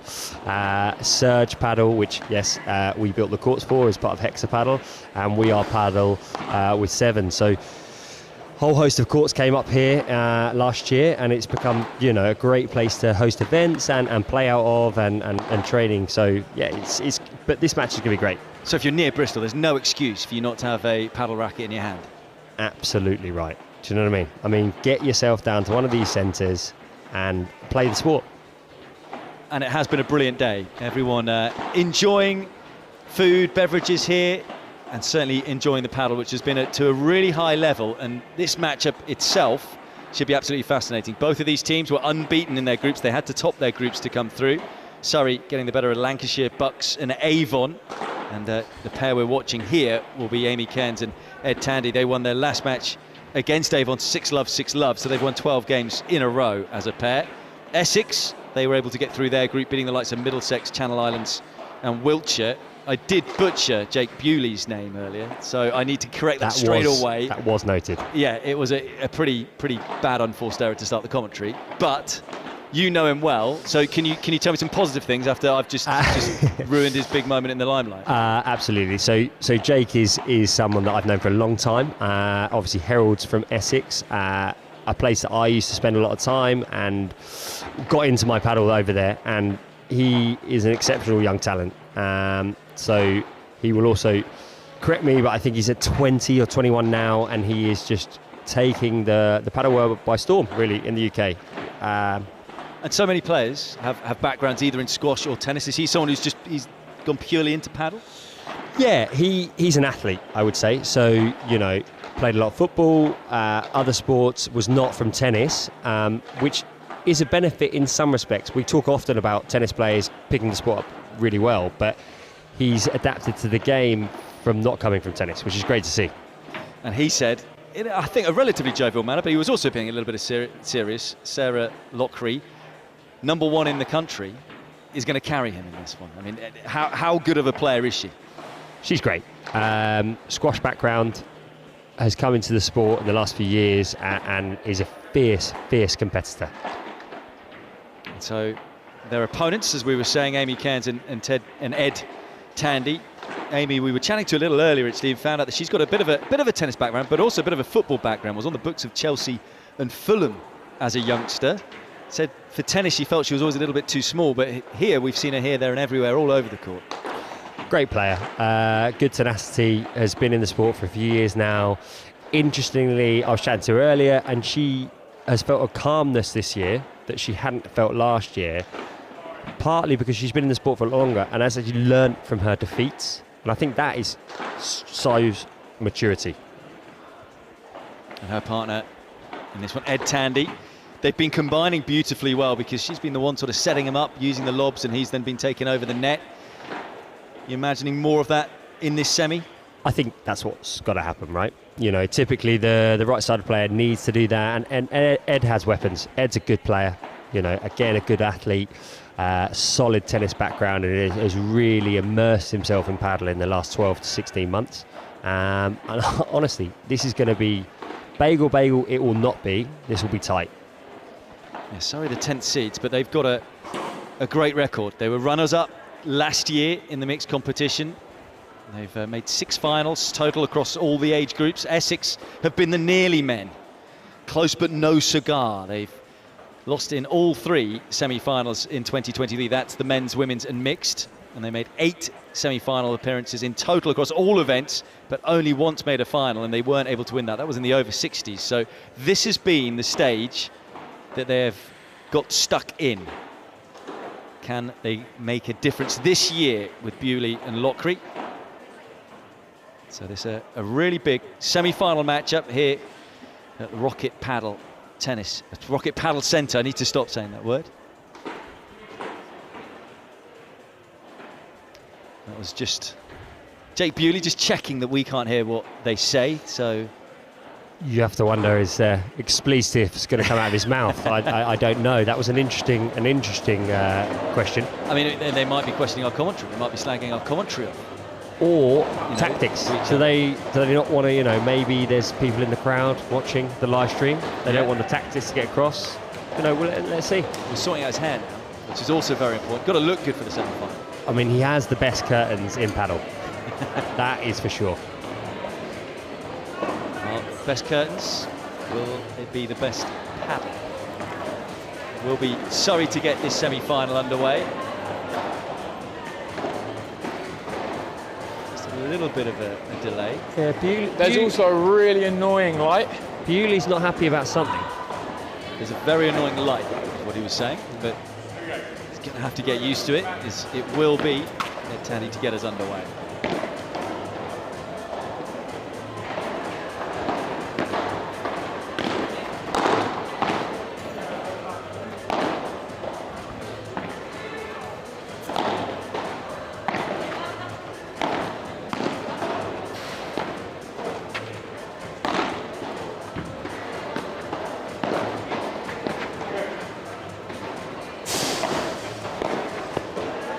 Starters mean to go on. We should see lots of terrific rallies in this one. This will be a battle. It will be a long, long battle.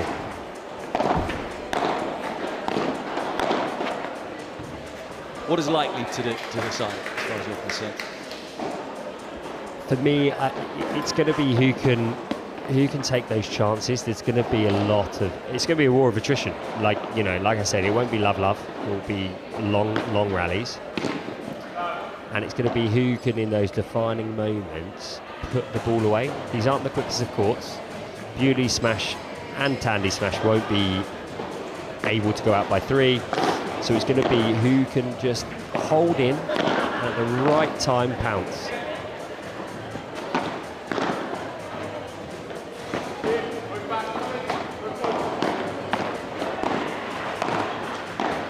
They turn the rally around superbly. Yeah. Great length early on from both Bewley and Lockery. That's the key. If they can hold that length.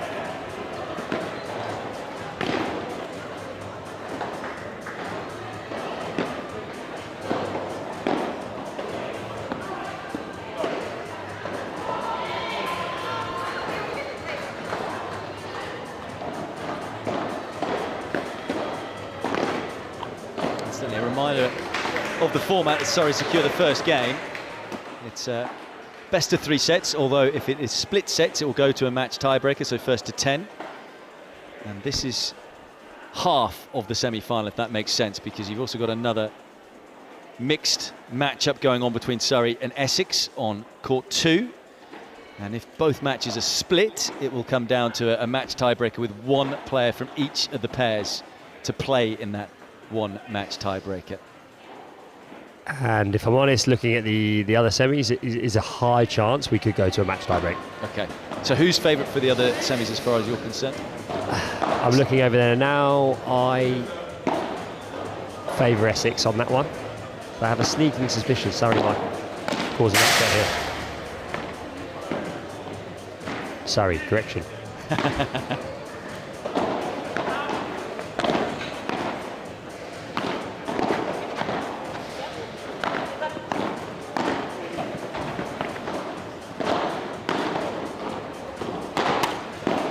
Ambitious, went hard, but ends up just catching the top of the tape. Few errors early on from Bewley and Essex, I would say. I mentioned earlier on semi-finals being the the stumbling block for Essex. Is that a factor here? Will that have played on their minds? I think it is. They've been here time and time again. Last year, everyone's pick of the men's would be Essex. They've always been a young squad. They have immense talent, and my fear is that they just can't get past it. And we're seeing it early on here.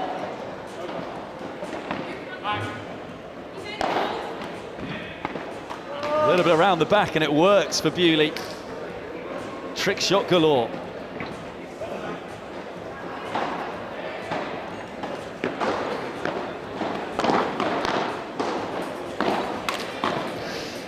It's interesting though that you're going to see it toss and turn this whole match. Though, you know, until now there's been no errors from Surrey. A couple of errors, and this is what makes paddle so fascinating. It just turns so quickly. This is a deciding point.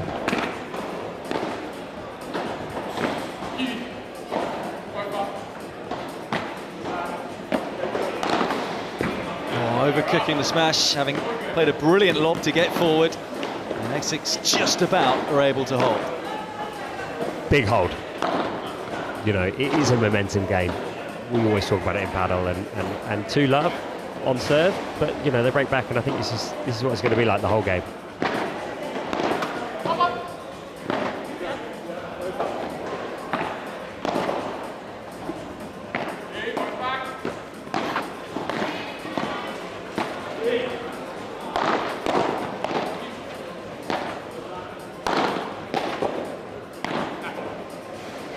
Oh, well, it's just about to say nothing gets past Lockery, but then eventually he just misread the bounce.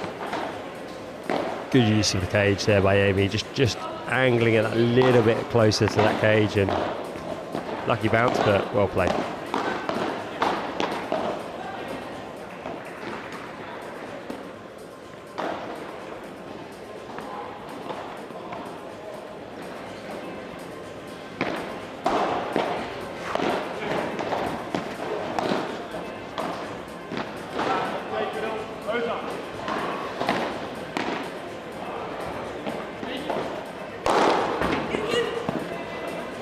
Just couldn't get there.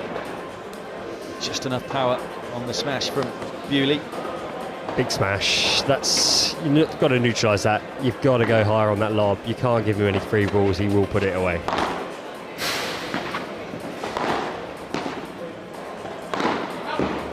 Again, just not quite connecting with the smash. Cairns. We saw in that 6-love win over Avon at the time. My colour commentator was suggesting we weren't seeing enough lobs to test Cairns out. Seeing a few more early on here.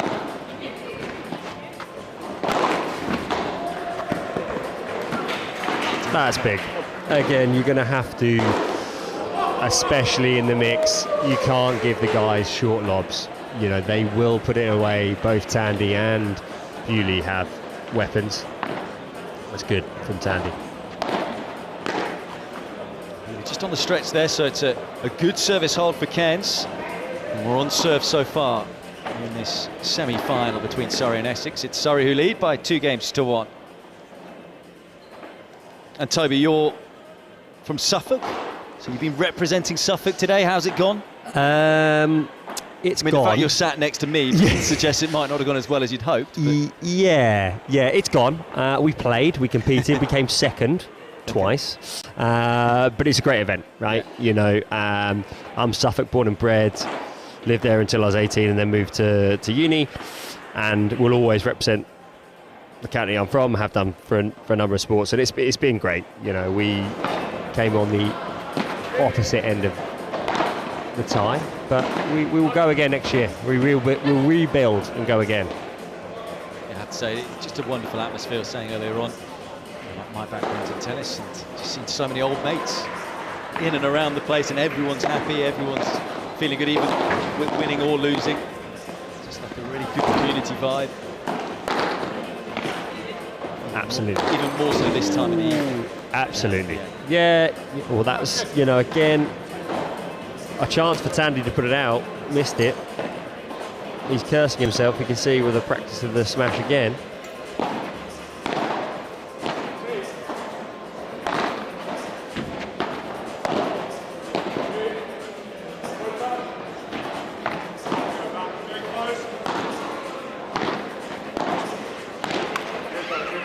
good high lob from Lockreed, but can't find the volley. It's great to see the level of paddle we're seeing out here, and the communication. You can't hear it maybe on the commentary, but the communication from the players on all sides of the court is phenomenal, and it's a great spectacle actually.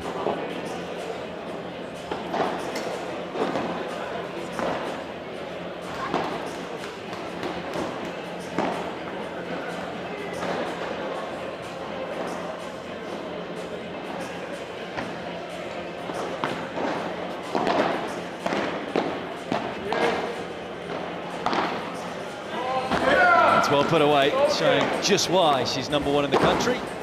That's a phenomenal shot. It's just clever paddle, you know.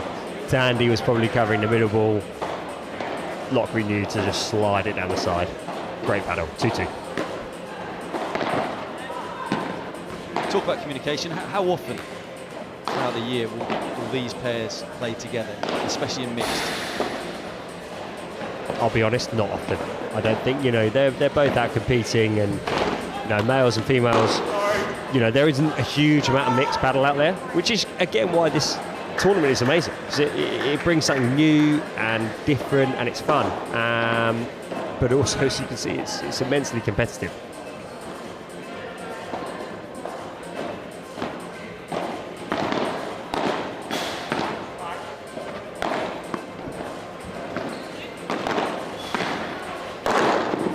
Such a good initial smash from Cairns, the accuracy really doing brilliantly well just to get the ball back in play, but there's that man Tandy, he knows how to put the ball away. But that was it, right?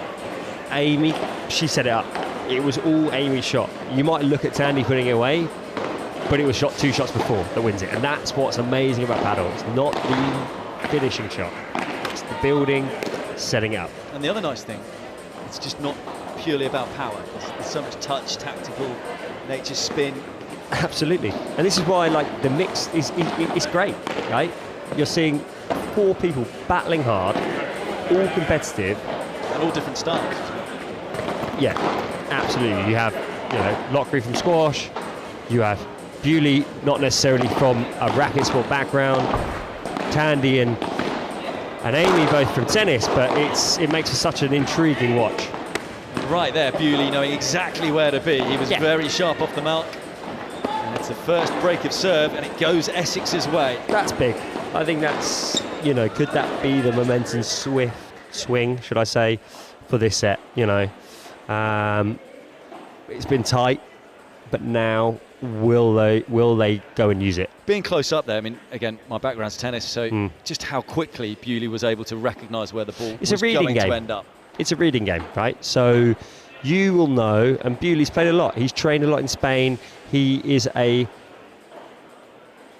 good navigator of the game, and he sees his partner play a short ball. He knows he's got to come to the net, so he then knows. So it's reading that shot that your partner plays, but then you move forward and then you put it away. The other thing we've been saying actually throughout this tournament, and you see it everywhere, is the different ages involved, the different age range from all the players in all the counties. We're seeing that.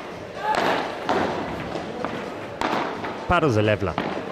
You know, there's so many positives about the sport, but it is beautiful that you can have a super competitive match with players between, you know, 15, 28, 20 years age gap and beyond, and it makes for a great watch and a great competitive nature.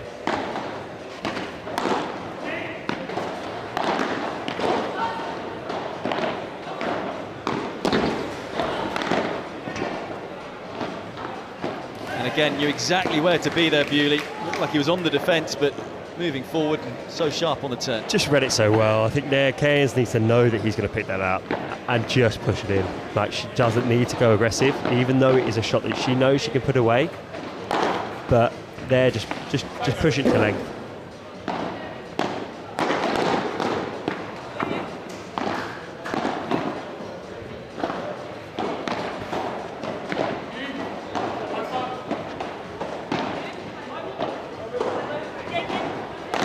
Such a quality rally. That was class. That was I mean, the pick up from Cairns off Bewley's Bahada was exceptional.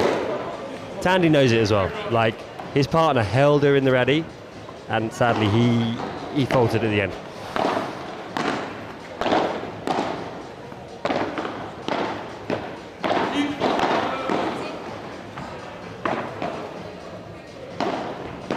It's a little unfortunate. Lockery finding the length. Yeah, they're playing solid. They're not missing balls, right? And they're making Surrey really... Surrey have to step up here. It's a big point.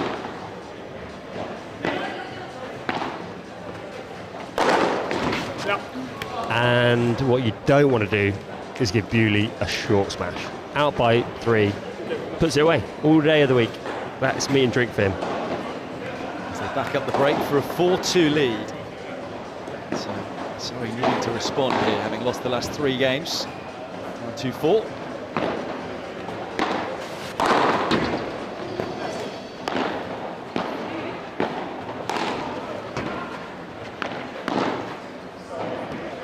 Started a little shakily, didn't he, Bewley? But he's starting to show his class. Wise ranked 6th in the country. Yeah, you have to question there Tandy's decision to go back with the smash to Bewley.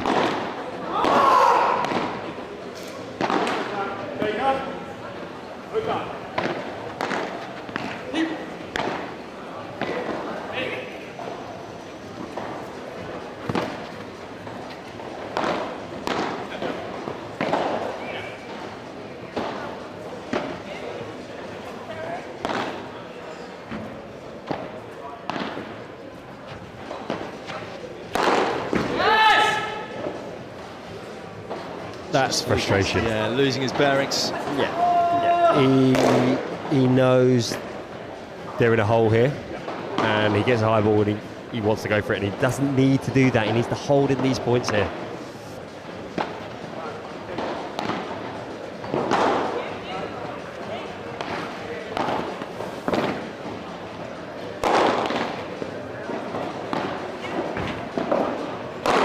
Well, he's the hot hand right now, is Bewley. Dominant player, and he's taking over this match somewhat.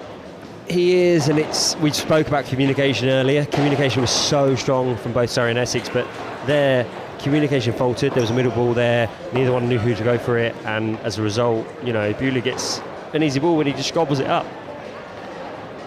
It's 4 break points in this 5th game. Chance for a second break of this opening set.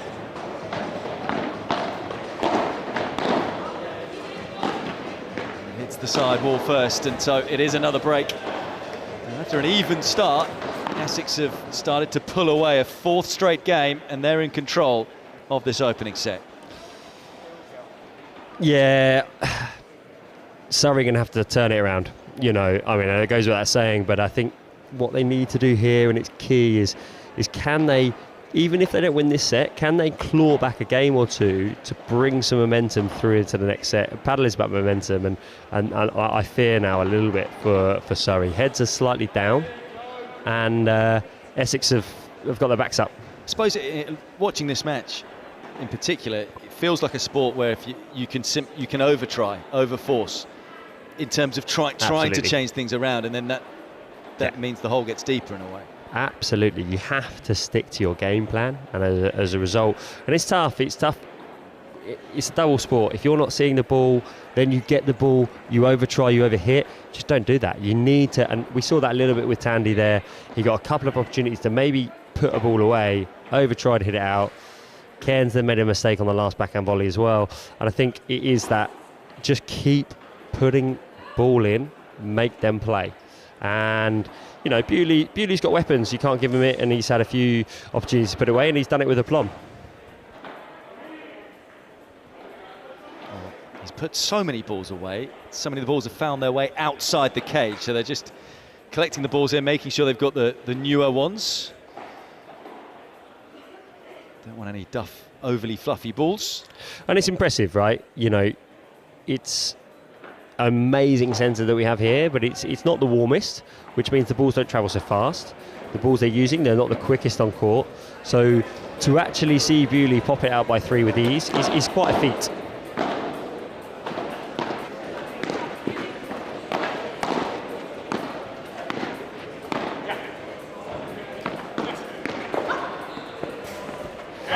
that one out That's a great pickup. exceptionally well. Yeah, great hands from Cairns, and that's what they need to do. All of the setup volleys work well there.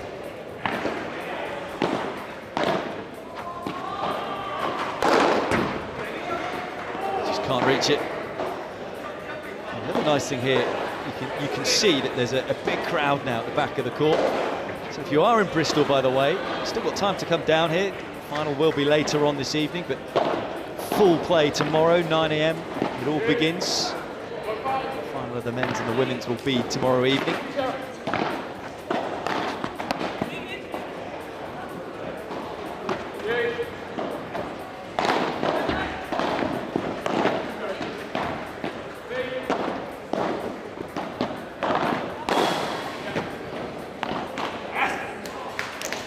That is what they need to do. Stick to game plan.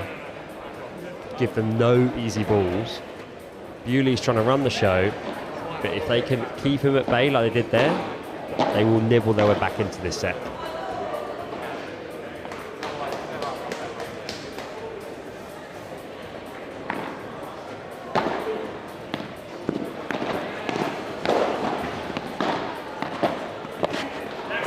Again, really nice hands at the net from Cairns. It's clutch play from Cairns. She is playing an amazing game here, and we have, can't let break points, right? Oh, indeed, chance to get one of the 2 breaks back.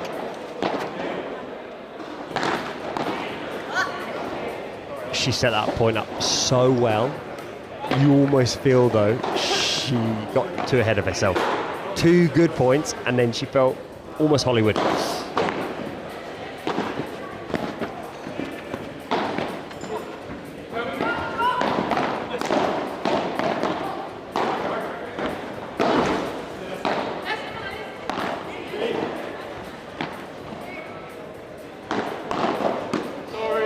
Miscommunication, and from there they were behind the 8 ball. That is tough. That overhead from Bewley was out, like he was going to rattle the back wall, and he's gone straight at Cairns, which he's apologised profusely about, but that was tough to watch, because Surrey would have got that game. Now we have golden point. Cairns just couldn't get her body out the way, away from the ball. As you say, Bewley was quick to apologise. And, well, it was a set point as well, but the set will go on. Superb return from Tandy, and they get one of the 2 breaks back. This set's still very much alive. That's a big play from Tandy. He has an exceptionally strong backhand there, and I think he knew, he has to go for it, and he's gone for the small percentage, which in padel we often talk about don't go for, but he knew he had to do something different, and he did it, and he got there. This is big.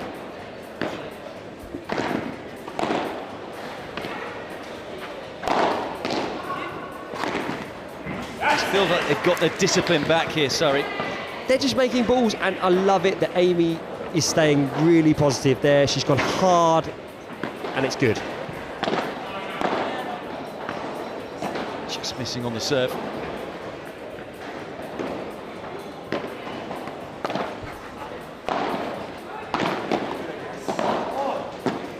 It's that momentum switch. Do look at that. We were set point down, and now Surrey are going to come right back into this potentially. This is what makes padel so exciting.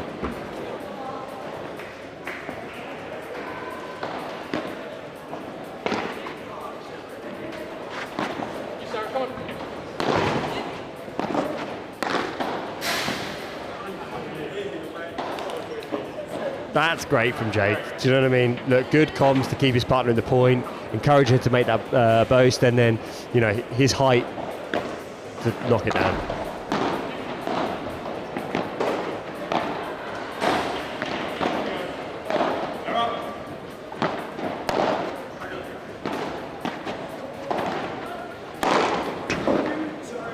Yeah, it's just a little too easy for Bewley, and as we've been saying throughout, finishes those. You just can't give it to him there. Do you know what I mean? It's like the cricket commentators. You can't bolt him there. You cannot give him that smash in front of the line like that. He will put it away all day long.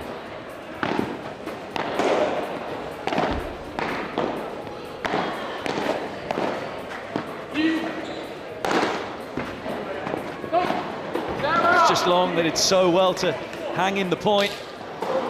More set points now for Essex.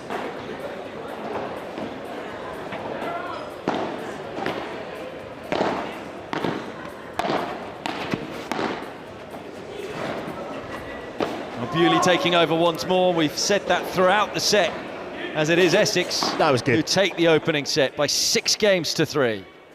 The cream rises to the top, and I think what you saw was Essex had it.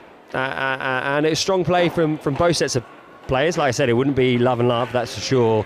I just felt as the set went on, Surrey dropped, and Essex stayed true to their game plan, and Bewley Bewley stepped up, we've got to say. Yeah, again, combining really well. Lockree's barely missed a ball, but Bewley, as we've said, has been the aggressor throughout. It's something, though, to change the subject. Mm-hmm. I was chatting to Jared Robinson about the surface. Now, you know more than most in terms of what determines how much sand you put on it. And Great question. yeah, as in, how can you affect whether it's fast or slow? It's a great question. You know, we have different types of surfaces within the sport now. We have texturized, we have monofilament, we obviously have different brands, Mondo, and obviously all the court suppliers to supply different. Ultimately, what you want to have is enough sand that maintains the surface. That's the key element. They're straight back in. Believe it or not, they're straight back in. We can keep talking about sand and carpet for as long as you want, but the fans might prefer.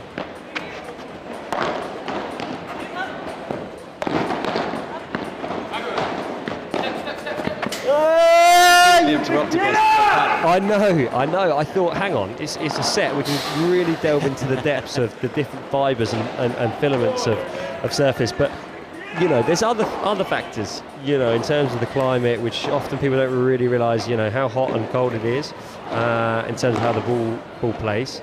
Length of turf is obviously a big one. But sand is super important. People often claim a lot of things. Yeah, it's too much sand, there's not enough. Depends what surf it is. Here at Rocket we have a nice playing surface. It's a texturized, and it's the sand that will keep it. You need sand. Yeah, right? It will keep it for longer. Absolutely. You know, depending on type of sand, you know, you're talking about per court 1.6 to 1.8 tons of sand per court. It's the infill, and it what keeps the sand close to the floor. Wondering whether we ever will see really different surfaces. You want to see clay, don't you? You want to see clay, grass. Why not? Yeah, you know? why not? Well, let's put it in. Yeah. Next year, county champs, we'll get the clay in. We'll get the red clay in. We'll get grass in. It is interesting though. You know, in Argentina, for example, a lot of the courts actually they play in hard court. I think right now, it doesn't matter what surface Jake Bewley is on, he is hitting winners left, right and centre. As they secure the first game of the second set. Even though it looked like Surrey we're going to get back into it by breaking back late on in that opening set, feels like the momentum is still with Essex. I tell you that the match on court 2 is still going as well. As soon as we get a result there, we will inform you. Right, both of these counties undefeated in their groups. Lancashire, Bucks and Avon were defeated by Surrey. Middlesex, Channel Islands and Wiltshire by Essex.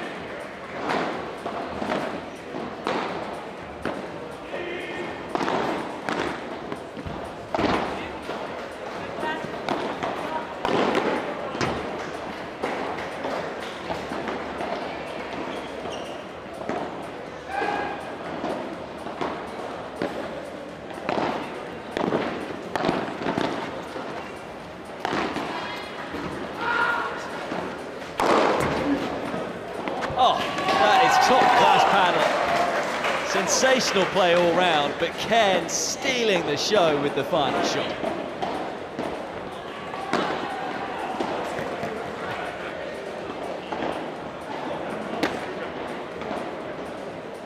Love service hold for Surrey, so they'll be feeling good. 1-1 second set.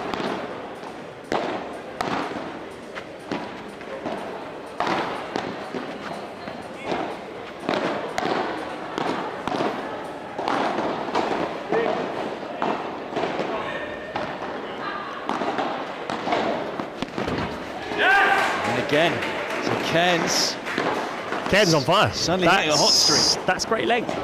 You know, and that is the key. Often it's not power, it's not necessarily direction, that length that causes the indecision from Bewley.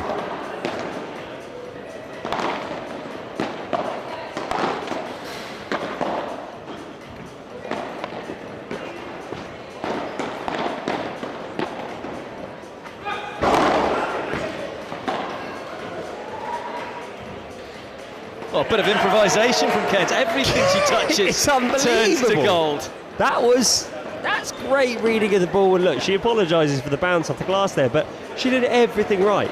You know, that's really good. Yeah, fans here as well. You said it's just getting behind Surrey as well. I think they want to see a little more in this matchup. And everything going their way right now. I'd love 40 in this game. This is what we want to see. The fans want to see it. We want to see a tight game. Lots of chops and changes, and look, that's that backhand I talked about. Tandy's backhand there, that short take back, early preparation, he just punches it down the line, and if you don't put him enough pressure, he will finish you all day long there.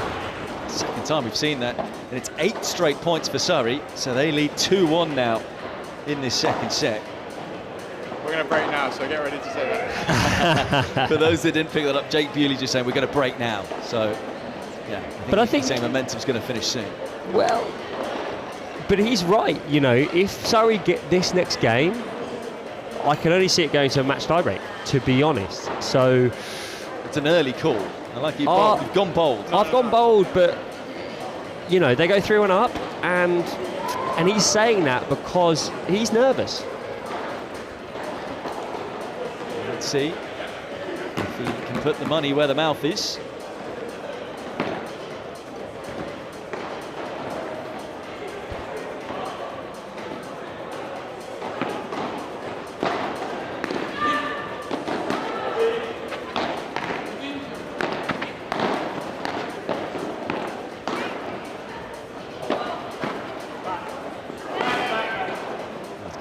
Ball coming across from another court.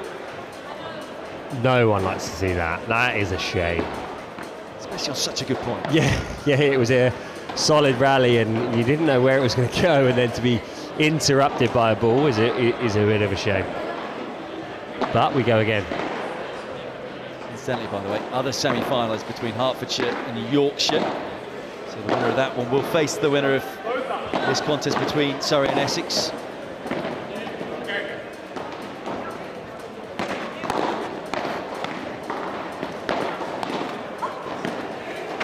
Even the net courts are going the way of Surrey. It's now 9 straight points. It's amazing out of switches, isn't it? We talk often about momentum, but we are seeing it right before our eyes here.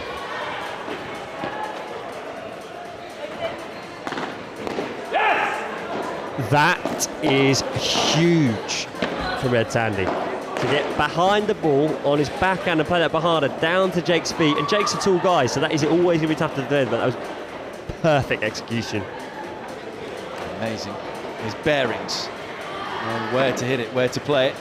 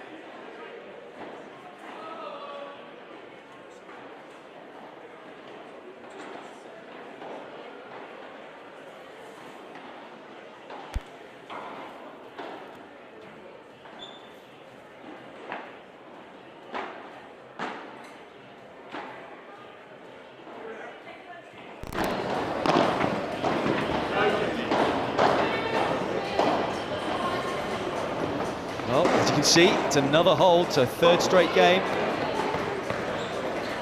Surrey with their tails up. Absolutely, and this will be a fascinating game. That, you know, Bewley at the change said, look, we're going to break here. They didn't. Strong start in this game, but let's see, huh?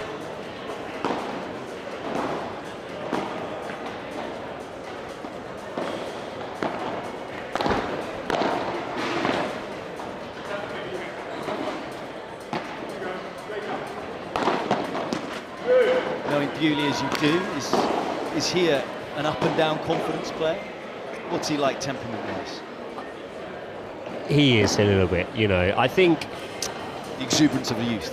yeah, you know, I don't want to say it because I still feel young myself, but I'm probably getting that a little bit older. And you do see it, and ultimately in the UK, a lot of people haven't been playing paddle that long, right? So it takes time, and if you've not necessarily come from that tennis background where you've maybe spent years on those clutch points, that tightness, it can slip past you, and maybe you're seeing it here, but let's see, it's 30 all now, right? So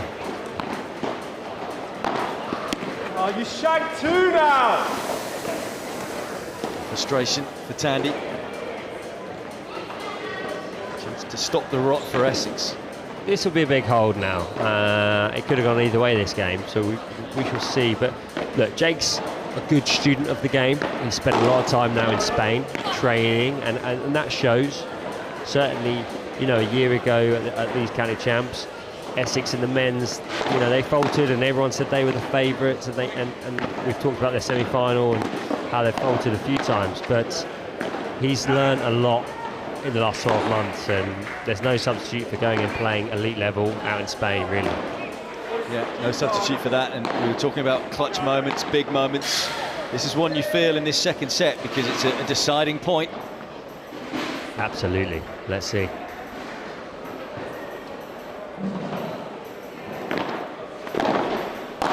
It was a brilliant serve, but can't back it up. That is what we're talking about. You know, he has got a volley at shoulder height. He should not be missing that, and he knows it. And you know, on turn of change of ends, you know, we're going to break back. We're going to break back. You know, you're now 4-1 down. So, In terms of the future, Jake Bewley, what is his ambition in the sport? What should it be? Where can he get to? look, he's young. He's hungry. The benefit, you know, he's now coaching at a Rocket Paddle Ilford, so the sister club of here. He's doing a great job there. He's, you know, he has as much potential as he wants, right? But it's an interesting pathway at the moment. Like, you've got to decide, you know, if he wants to go and commit to the training and playing, he has to go out and get it. He has to go and put the hours and dedication in. But he has that talent that he could succeed, for sure. And with paddle, you can make a fair amount of money. What level, what ranking do you have to get to world ranking-wise to make a good earning? You know, I think from a playing perspective, you know, you've got to aim to be in that top 50 or 60, I would say, at the moment. You know, outside of that, and even some inside are still earning coin from coaching and events. But he's doing that, and I think it's finding that balance between coaching enough to basically go and compete, get the world ranking points that you need, the FIP points, spending enough time training with the good players. We always talk about that, you know, in the UK, are we gonna build a champion in paddle? Not right now. We won't. Let's be realistic. So you have to hybrid with training abroad and training with the right players. So I think he's on a good pathway. But with a lot of these guys and girls, it's what do they want out of the sport, I suppose. Yeah. And do you think in time, with the UK, there'll be enough paddle centres and enough 100%. courts that we can produce a 100% professional player in our country? Absolutely, and I've said this a few times. It's like we're now building the facilities that are world class. Look, this is a world class facility. We have 3 here. We have multiple world class facilities. 40 or 30? 30. 30. Yeah, 30. Bit of contention on court there. Bit of contention. They were looking to us to help us know what the score was. Surrey had it right. It was 40-15. And a little bit of a nod and say it's game now from Tandy. A little bit of needles, what you want to see, isn't it? That is what we want county to championships. see. And this is where I love it, because you have that little bit needle. Look, Tandy's been around the block in terms of tennis, in terms of coaching. He knows he's a competitor, right? Bewley, has he done it at junior tennis? Well, no, he's not a junior tennis player. So this is where I find it super fascinating, the mentalities on court here. So starting to stay in the set now. Essex down 1-5.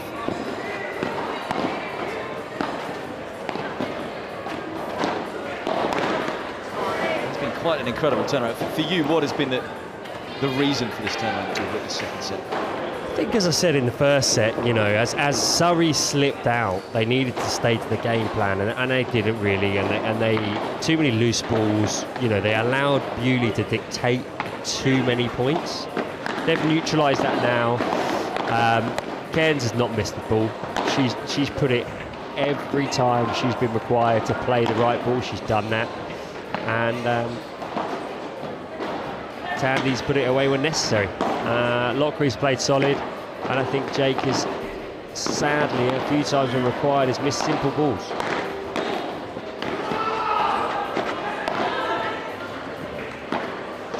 Oh, it's another wondrous strike from Tandy. And that's it, right? The point goes on and on and on. You get that opportunity, you put it away. And Tandy's done that. And look, Bewley did it in the first set, right? So it is that you see it a little bit in mix where it tends to be the guys that will end up finishing off that point. And that's been the differentiation. 3 set points here for Surrey.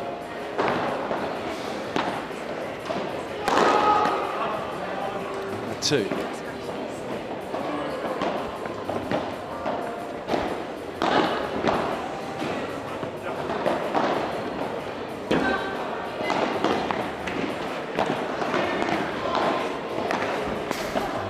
Just hit the cage there, I think.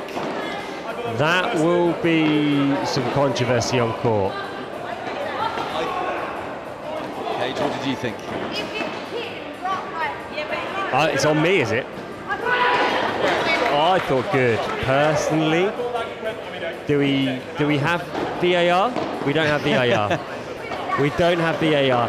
I mean, I know all about VAR, being an Ipswich fan. We've been on the wrong side of it all season, but you'd hope the players on court can sort it out. There's 4 players on court. The fact that we're all calling different things here shows you how close that call was. It was tight. Yeah. It was super tight.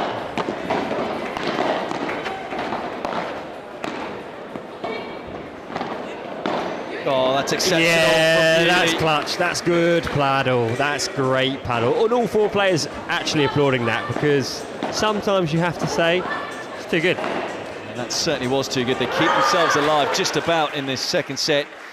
Surrey, though, leading by 5 games to 2. But it is interesting. Bewley's played an outrageous shot. Does he now use that? And does he keep going with that? And it could swing the other way. I think Surrey will take this still.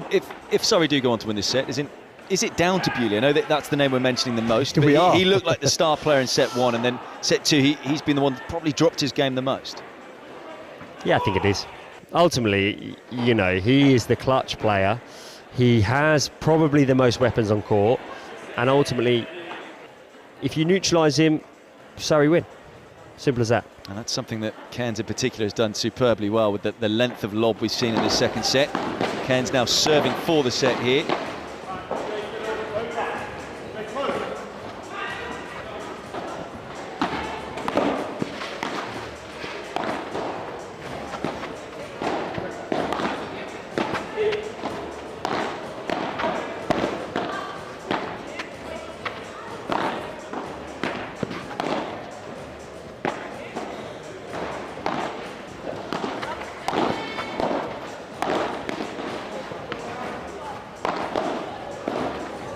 That's a really high quality point. That was great.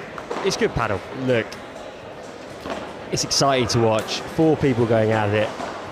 Good, tough paddle. There's no errors really at the moment. I feel like right now the level in general of the whole match has stepped up from the first set as well, which is good to see.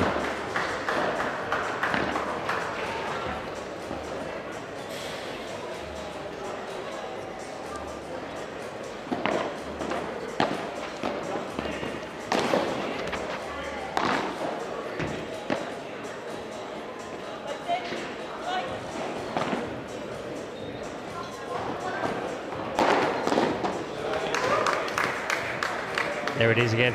It's the importance of Bewley, isn't it?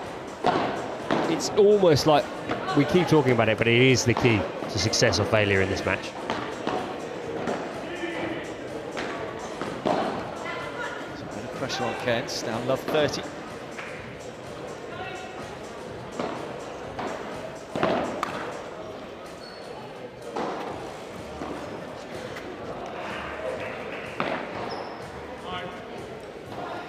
Just long as well, rare double fault.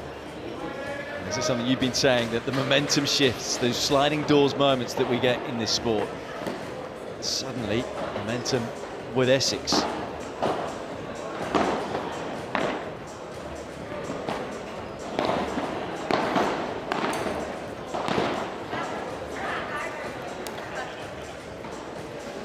But yeah, that's a rare miss as well from Lockery. You know, you're not expecting her there to be hitting the bottom of the net.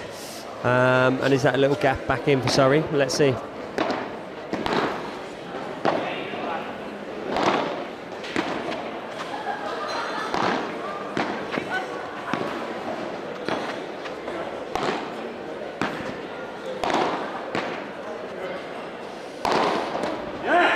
That's too good, too hot to handle, you might say.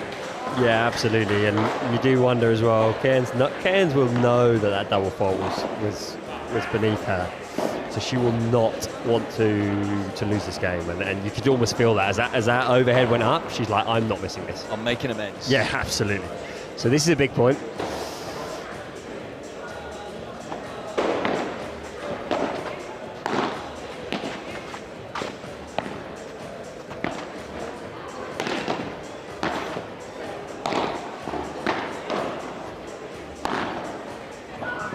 Solid paddle. That's really smart paddle as well. You know, there was a shot, an overhead there where Tandy could have taken it, and again, Cairns said no, I'm having that, and as a result, it meant that Tandy was not pulled across, and then he put away the last shot, which, you know, was a good overhead, which cramped up so Sarah. Kind of a golden point. It's a set point, break point, deciding point.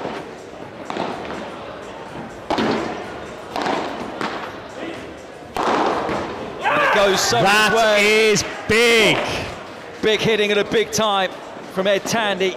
And we go to the match tiebreaker. Surrey take the second set, 6-2. That is just so good from Cairns. Do you know what I mean? Look, no one wants to see a double fault. She's done it. She composed herself, and she's set up all of those points. You know, it's so interesting with paddle. We always look at it. Clients look at it. When I do lessons, everyone looks at the last point. Nothing to do with the last point. You know, Tandy, yes, he's smashed it out, brilliant finish, but Cairns has set that up. Well, that for me, watching this as a layman, I'm not at your level with looking at. For me, the big turning point in that set was the length from Cairns. As in, with the lob, she was getting it more height, so we weren't seeing. You neutralised Bewley. Take over as much. Yeah, you did. You know, look, they neutralised Bewley. Just generally the length.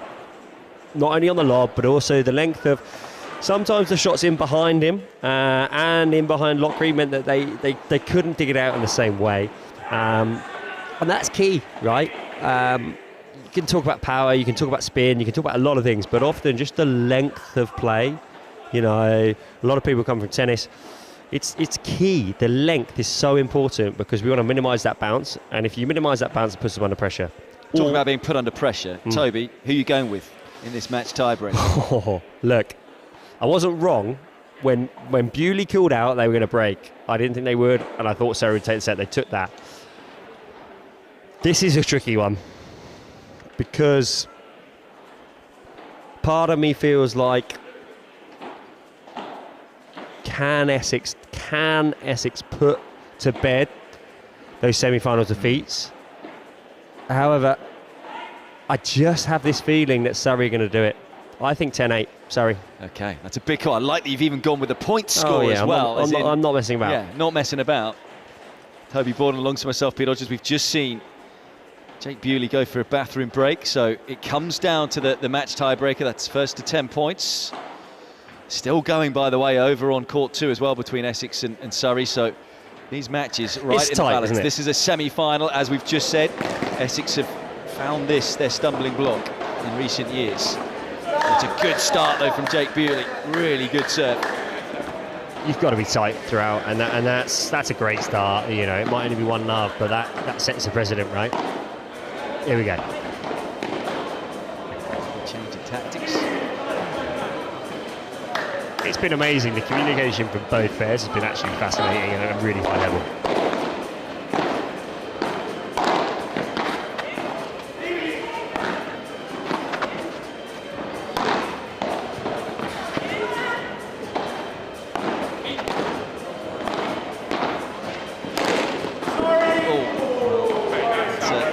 As they say, very quick to say sorry. Already, just couldn't get her body out of the way.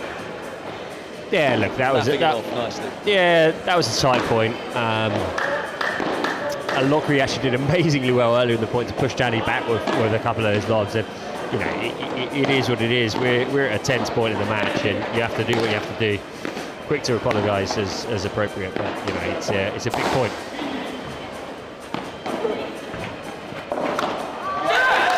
Is it seen as okay in the sport, by the way, because Lockery right there isn't at the net, which is quite far back.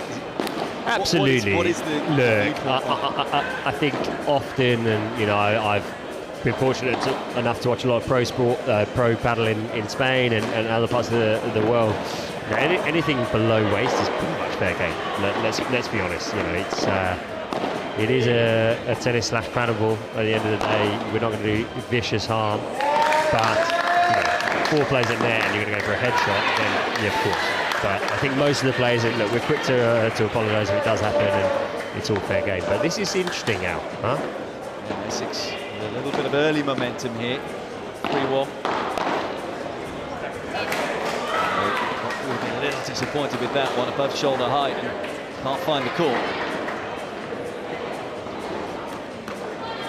And that's a big miss. You know, that is a regulation volley that should not be going side or glass. Do you know what I mean?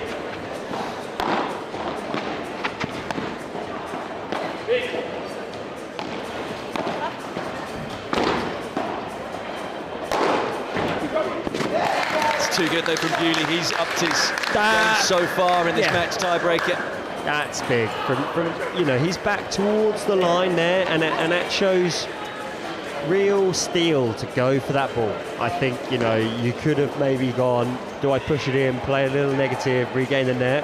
And actually he's looked at Tandy and Amy's positions and he's gone, actually, I know I can put this away, and he's done it. And that's impressive play, actually.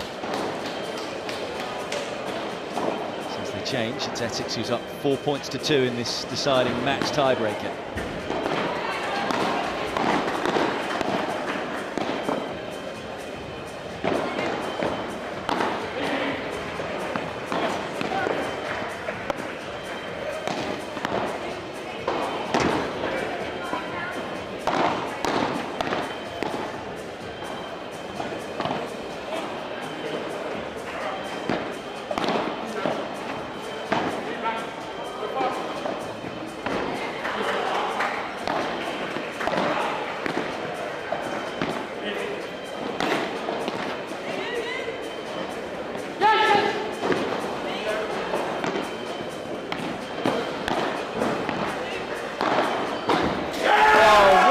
Fantastic point. That might have been the rally of the match, I've got to say. It tossed and turned.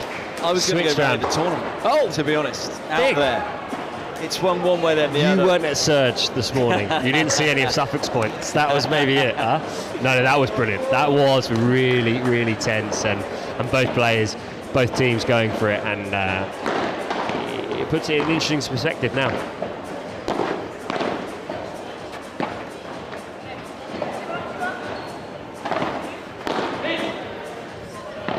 There's that neutralising ball from Cairns once more to take Bewley away from the net. And it's 4 points all. And there's a great volley from Tandy as well. Like, you know, played down the middle, set the point up. Bewley's under pressure and he misses. Serve called long by Tandy. Just do not know what's going to happen next in this semi-final. Good length again from Cairns. It's interesting because it's not just the length, the direction is going over Lockree's head. So arguably, does Lockree take it, or does Bewley have to move himself so laterally to take that, and doing so he's out of position and his feet are not set, so he's going to miss that ball. It's a smart lob. They're beginning to dominate again, Surrey. They've hit another purple patch as they lead 6-4 now. It's just clever paddle. The idea that, you know, we know, and we talked about him time and time again, that Bewley is the man, I guess, in this game, right? So if you neutralise him and you almost frustrate him, he then will try to do too much, and as a result, then gaps occur. And that's what they did there really well from Surrey. That's why you have to love this sport. Temperament so key, as is tactical nous. It's a mind game. It really is. Look, they're good competitors out there, athletes, but it's mind.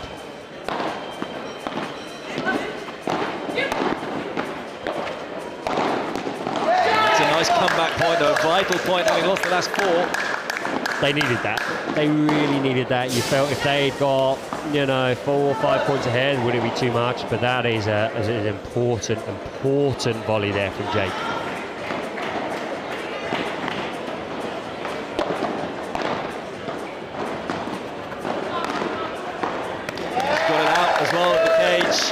And it's 6 points apiece as they change ends. That's brilliant, but it's the volley from Lockree. You know, she has played an amazing volley there with cut, which means all Cairns can do is pop it up, and Jake's there to pounce. So it's, yes, we're raving, you know, probably too much about Bewley, but it's, you know, it's the partner in crime there. You know, Lockree has set that up time and time again for him, and that was super important. 6-6 on the spin. Yeah, I mean, it couldn't get any tighter. Cut the tension with a knife. And a reminder, by the way, they're still going on court 2 as well. So that's another tight affair. It's going to be absolutely fascinating. Who makes it through this semi-final? For once, Bewley couldn't get it away, and Tandy responds. And that's great. That's such good encouragement on the court as well from Cairns. You know, Cairns knew that was going out, and it's that extra communication. Go, go, go, get it. And Tandy did with the plum. Brilliant.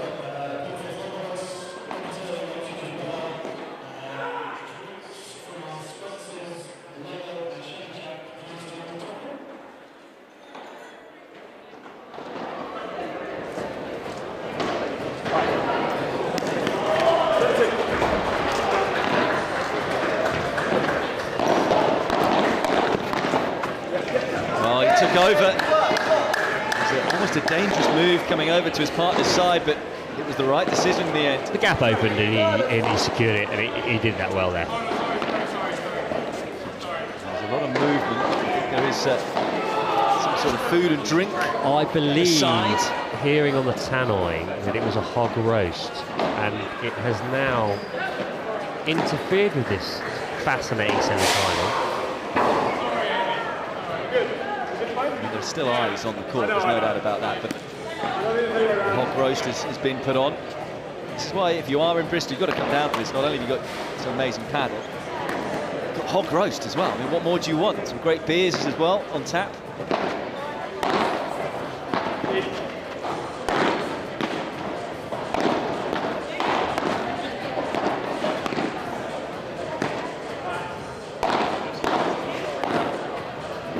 Oh, how cool was he there, Tandy? Tandy did the exact right thing. You know, it could have been an option to go back down the line to Lockree, and he's just pinpointed that cage. Lucky bounce, but we all know it. It's a lottery off the cage, and that was big. And Bewley's under pressure here.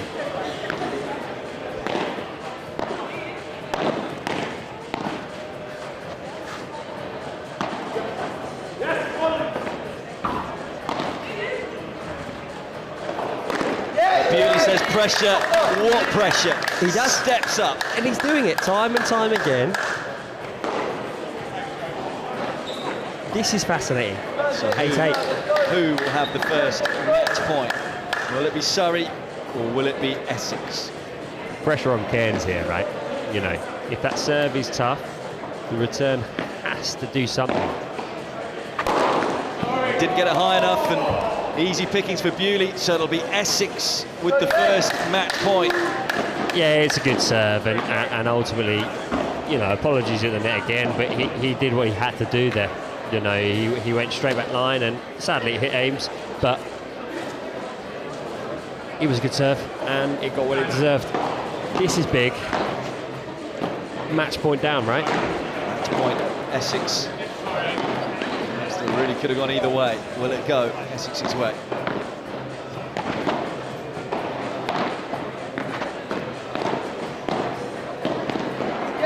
They've done it. Well, semi-finals have been an issue for Essex, but not in this one. In the first leg, no. In the first leg. They haven't made it through the final yet, but it's a huge win for Bewley and Lockery. They win 6-3, 2-6, 10-8. A match that really could have gone either way. A fantastic advert for paddle, but it's Essex who win this encounter. I got the scoreline right, just not the not the team, right? Yeah, I mean, it was a good effort, Toby. It was a good effort. Thanks. It's a fascinating match, and your thoughts overall there? I mean, we were talking about Bewley throughout, but when it came to the crunch, he was able to step up. He did, and held his nerve, and the last point summed it up, really. You know, a couple of moments in there, and he did what he needed to do. No, I think it's tough. He's a young guy, he's playing a lot, he's competing a lot, you know, pressure on him, but he is probably the top ranked player on the court. We all know he is. In terms of in the men's game, and you almost look at it and go, there's a lot on your shoulders, you're a young man, and he did well. And him and Lockery had an amazing communication throughout. They had a really good sync of who needed to do what shot.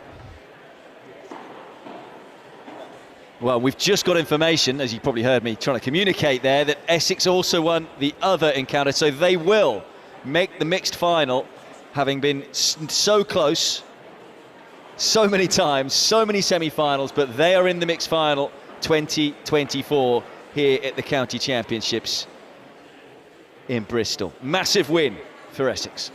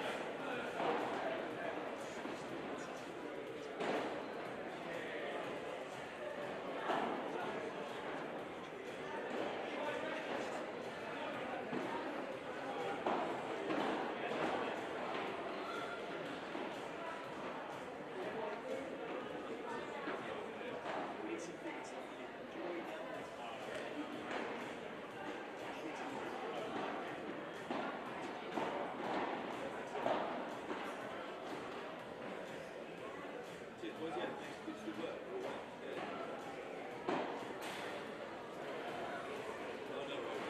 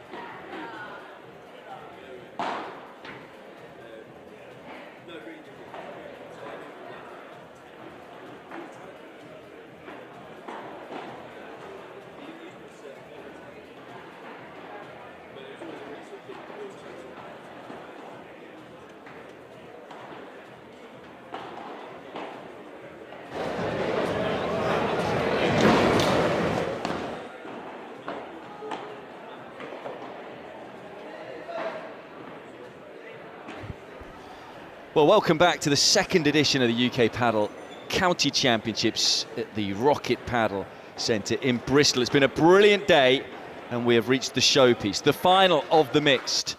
And it is Surrey, who I think many thought, sorry, not Surrey, it is Essex, who many thought would make the final. They only just about won a few moments ago, but they have made the final for the first time, having fallen at the semi-final hurdle so often. And they are playing the surprise package of Hertfordshire in the mixed doubles final. Hertfordshire getting the better of Yorkshire in the semi-finals. The pair we're going to watch are Alex Hilton and Jasmine Dadakia, who are a couple, and well, they say love can only take you so far, but it's taken them all the way to the final, and it's quite an extraordinary story. They were here in Bristol last year, lost every single match, and yet here they are in the final. They did lose one of their matches in the group stage to South Wales, but they beat Sussex, and they beat Yorkshire in the semis, as well as beating Devon. So what a performance it has been, how far they've both come. And so it's all between Essex and Hertfordshire. Of course, a reminder, it's not just on this match that we're going to commentate on. There's also a match going on court 2. We'll try and keep you across that as much as possible. Once more, though, I'm alongside Toby Borden. My name's Peter Odgers. Your thoughts on this final, Toby? I think it's going to be a fascinating affair. I think Essex to come through that tough semi-final. They did superbly well. We've touched on the Hearts team. You know, lovely story behind the pair. They've got a lot of work to do. Jazz is a superb player, tennis pedigree and background. A partner, you know, from a football side, and I worry this might be too much for him, but let's see. You were telling me he's obsessed with his sport, as so many people are. As I say, he's from Norfolk, a very good footballer. These two met, incidentally, with Bushy, David Lloyd Bushy, in Hertfordshire. Now paddle is a good way just to keep seeing each other, playing together.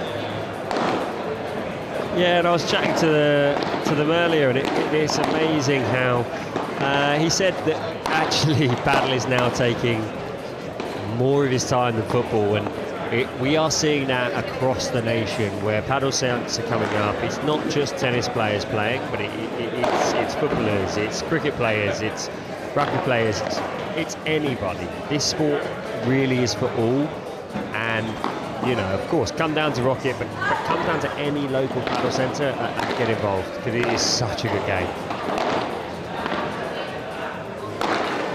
So the reason that they've been doing so well today is they've just been in the zone. They've shown a lot of competitive spirit.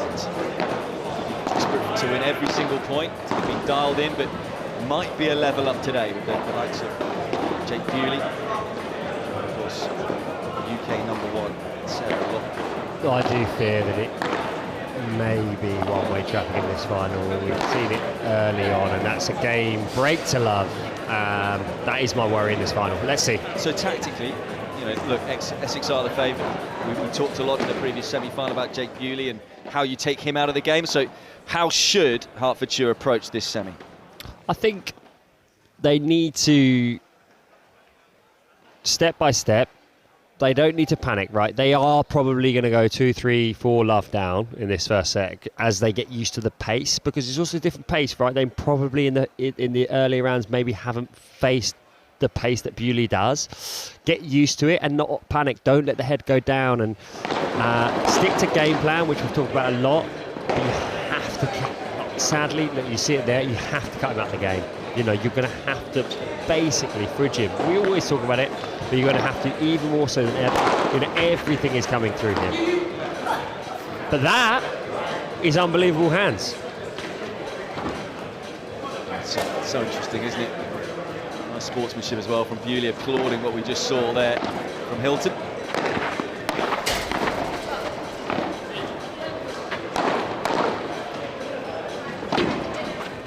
Oh, that's extraordinary. How has he pulled that shot off? He apologises. That's but good. It's ended up exactly in the right place with the use of the cage as well. Yeah, and to be fair, Hilton is stepping up there. That was great play, and Jake had to do everything to get that back.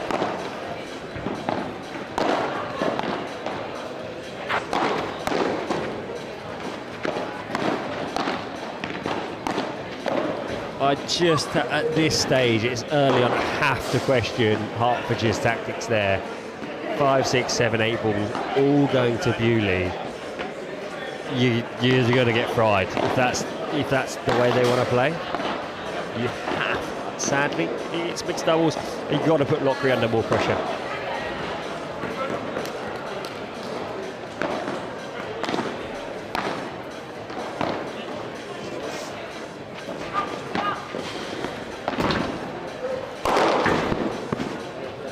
Made sure of it, didn't he, Bewley? Back up the break for a 2-love lead. As we saw in the semi-final with Jake Bewley, and a little up and down at times. He actually said to us that he ran out of gas in the second set in the semi-finals and just wanted it to go to the match tiebreaker. So they can keep testing him. A very high lob from Hilton.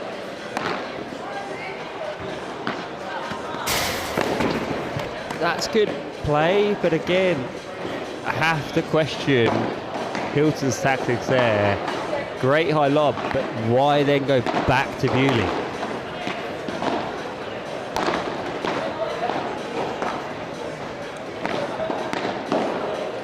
Tight to Lockery, I should say, on that occasion. It has to be, you'd imagine, the only one with just football as a back. Saw in the previous semi-final, Amy Cant, who played football for Chelsea and Fulham, was on their books as a youngster. She also played a lot of tennis. Yeah, I think, you know, the lion's share of players this weekend will be from a tennis or a squash background or racket sport, but it's great to see, right? You know, we want to see more stories like this, and I think, you know, it's such a tactical game, so there's the element that the footballers and some of the racket sports, well, sorry, some of the sports can bring. They get themselves on the board, really good love service hold there. That's important, right? You know, settle the nerves, get on the board, as you say, and build from there. Yeah, it's something that I noticed with this sport, as you were saying, so accessible. We talk about footballers being able to play it, as in it is also a leveler, as in when you come from being a decent tennis player, you can play against anyone because it's a little easier to keep the rally going, and you know, absolutely, the standard, it doesn't seem as big, whereas you get on a tennis court and you have someone who's a county player against someone who's maybe just picked up a racket, and it's tough to get rallies. You can't get rallies. You know, it's also as simple as the overarm serve, right? Such a complex skill to master, and if you have someone that can serve, you can outserve someone so simply on a tennis court compared to this, which is an underarm serve, gets the game going, and off we go. And it's just a fascinating game that anyone, truly anyone, can pick up. Within 30 to 35 minutes, you're playing the full game. That's my experience. You know, I've introed the sport to thousands and thousands of people across the UK, and we're continuing to see it, and it's just so accessible from a playing point of view anyway.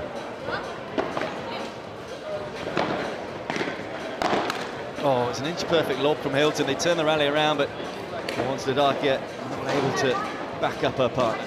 And it's tough. Look, she's probably not going to see as much of the ball. I would say she's the stronger of the pair, and there she has to stay focused. A lot of the time in paddle, you don't see the ball, you have to stay focused, and she shouldn't be missing that sort of ball.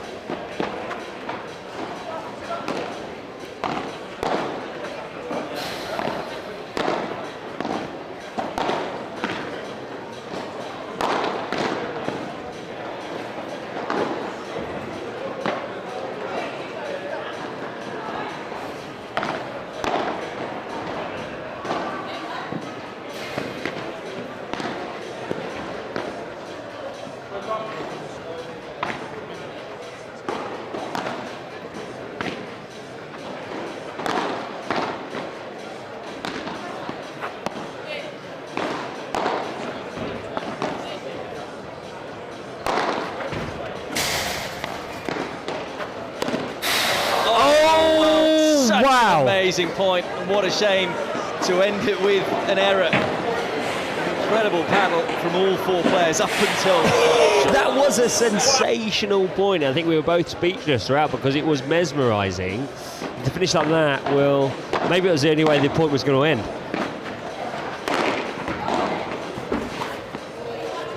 Just touched the net there though, Hilton, so loses the point. Yeah, and that's the nous, isn't it? You know, probably has not spent that much time really crafting the skills of a paddle player and ends up on top of the net. But that is sublime. He's read that really, really well. This is actually a super intriguing game, and it's maybe Hertfordshire coming back into this. Well, they have their tails up. They said they've been in the zone all day.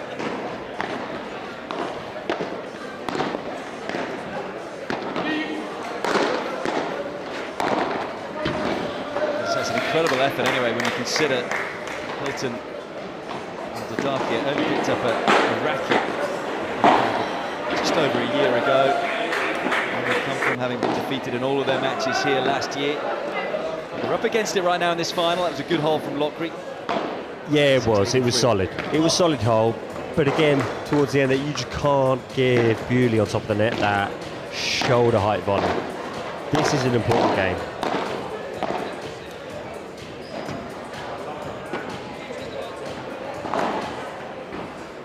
That's what they need to do. They need to apply pressure. They need to apply pressure to Lockery. See what errors might form. And this is the difficulty, right? This is why we're seeing Essex in the final, because Lockery is the country's #1 player. She's the one you've kind of got to target in this. You have to, I think, in this. Targeting the #1 player in the country. Yeah, and it's tough. She doesn't make many errors. Well, on cue, commentator's curse. Yeah, that is it, right? It's been the coach's curse since I was 15, and now it's the commentator's curse. But that was an error. But I think you've got to target her now. You know, sadly, Bewley will put the shots away, and they need to change it up. They've gone to Bewley far too much in this first set. So sharp from Dodaki, taking over. Yeah, and that's where Dodaki will benefit, right? Paddle often is played cross, and that's kind of where the game needs to go. You almost, within this mixed match, need to take the men out and allow Dodaki to go cross and not let her partner in. Really, in some respects, it's tough to say, but that's where the game will be won and lost.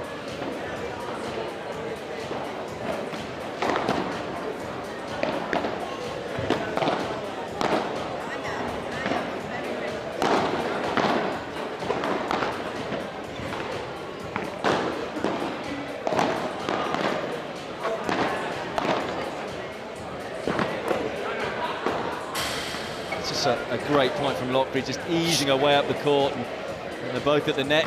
Pretty tough to beat this pair. It's super tough, and look, the game plan, as I've been crying out for, go to Lockery, go to Lockery, she answers it. She doesn't miss. She's so solid. She just makes balls again and again. Let's see. Yeah, and again, Bewley just doing the job. Backed up by Bewley. This is good paddle from Essex, and Hertfordshire have got an uphill battle. Double break now for Essex, and that one will sting as far as Hertfordshire are concerned. The fact they were up 40-15 in that game, it looked like they were just getting their feet into this one. But Essex with a double break 4-1 lead. But as we saw in the previous semi-final, things can change very quickly in this sport. A reminder that how this format works. There are 2 matches going on right now in this mixed final. And if the matches are split, it will go to a match tiebreaker with both teams selecting one player for that match tiebreaker. It's such a good format. You know, it's made already this weekend for some fascinating fixtures. Tournament referee head and hands because so many matches have overrun. But it is such a good format and lots of tactics to play. We'll find out what Court 2 is up to in a moment.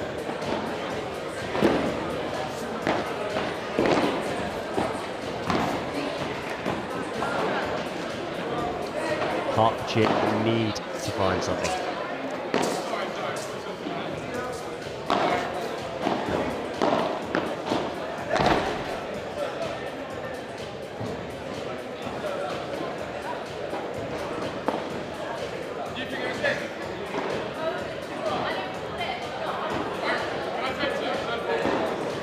nice sportsmanship all round. I think that's lovely in paddle. Just saying, hey, look, I didn't know whether it was in or not. And so then he's just saying, well, can I take two? And yeah, everyone agreeing.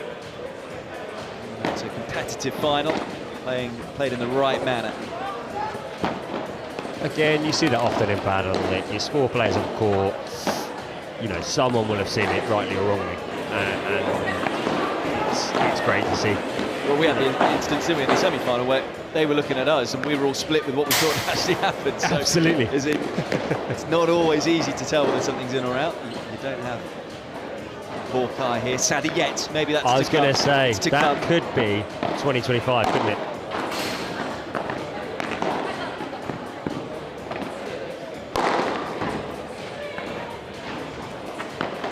Oh, Hilton was here, there, everywhere, but in the end, it's Bewley who dissects the two. Yeah, it's good play. I still feel like, as a partnership, Hertfordshire are not doing enough to go down the line of Lockery, and they're almost getting sucked into Bewley.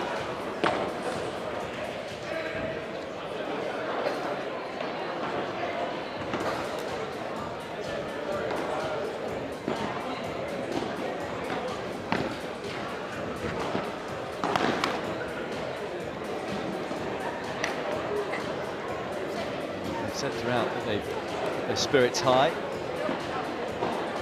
They seem pretty relaxed despite finding themselves down 1-5. Talking about the semi-final temperament, tactics, absolutely key.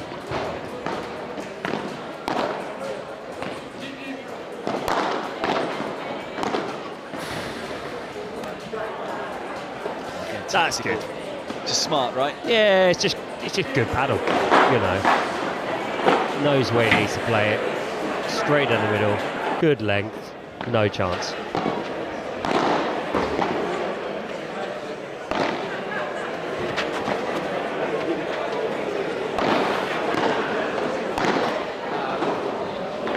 So 2 set points for Essex. In fact, 3 set points because goes to Juice, it would be a deciding point.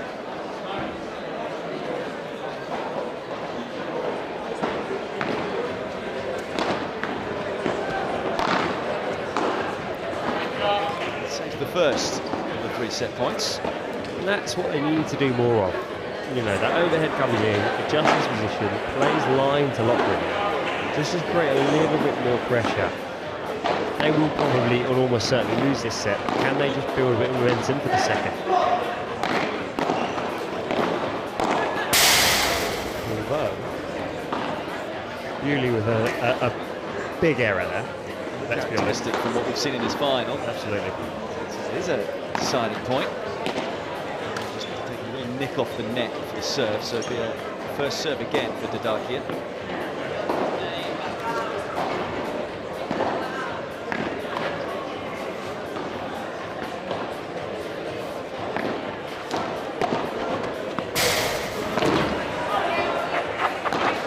Well, it might have been going long, decided to play it anyway, and Hertfordshire survived for now. I think this is so important. They could have thrown the towel in the set. They haven't. They've clawed a game back. They might lose the set. As I said, they probably will lose the set, but it's momentum. We keep talking about it. Can they now use this? Maybe to claw a few more games back, but can they claw it back for the second set? Now, Toby, how much did love play a part in it? Could have been. Yeah. You know, they met. The spirit. They met on the paddle court. They met on the paddle court. I mean, they said it wasn't quite the paddle court, but they have spent all their time together on the paddle court. That's a way for them to see each other more often, to spend more time together. And it's great. And we're seeing that how spirited they are. And you said they're in the zone. So can they nibble up another game back to then build on it in the second set? Let's see.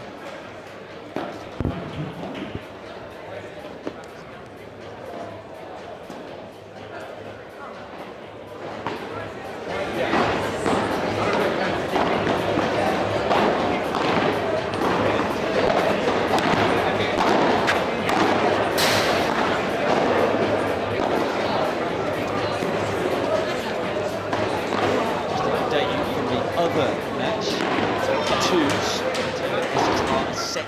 so things looking good for Essex in the final. This is the mixed final of the UK PADEL County Championships, men's and the women's, tomorrow. Starting at 9 AM. Join us on YouTube. Finals of both the men's and the women's will be in the early evening. We'll have the semi-finals of that as well. To group stage matches they'll take you through early tomorrow.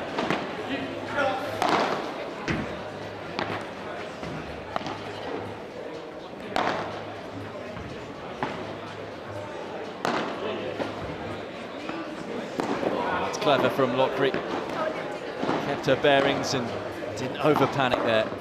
She made it difficult, got it down to the toes of Hilton.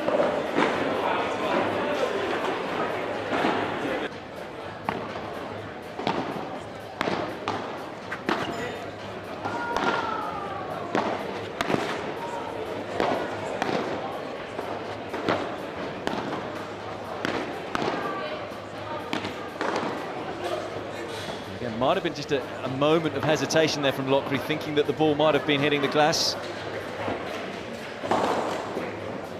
So again, Hertfordshire showing plenty of fight here.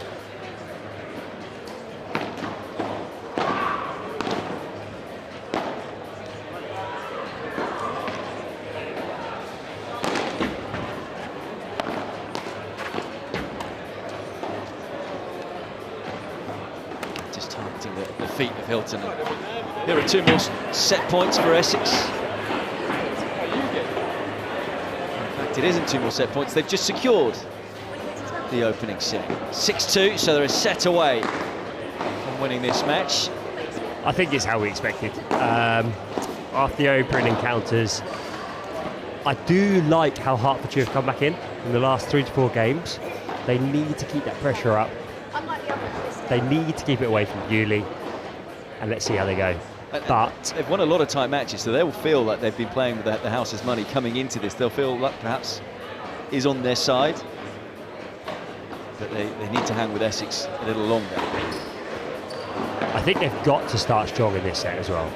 They nibbled, a couple of games back at the end there, and can they start, take this first game and build on it from there? Will be Didakia to get us underway in set 2.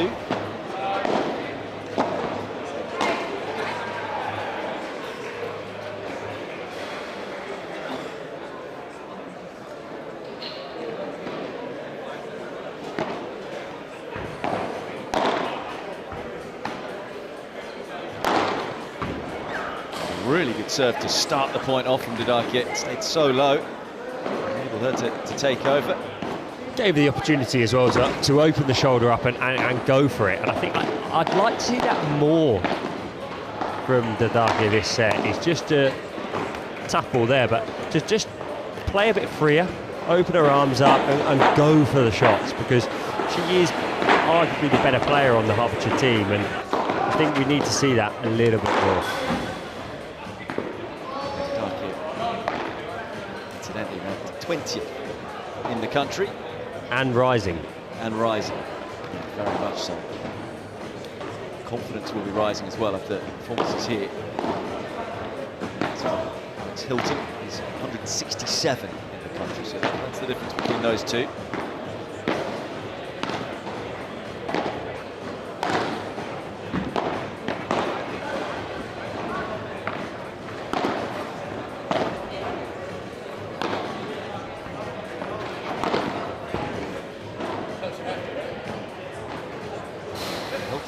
Felt it touched the racket, I think Lockery.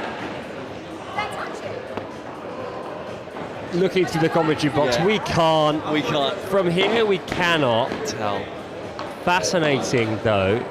I didn't think it did, but definitely not asked to call. No.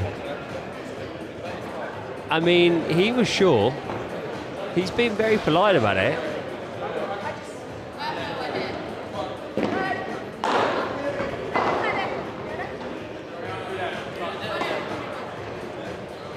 Again, everyone being very polite. I think they're happy now to play a let, isn't it? I think that's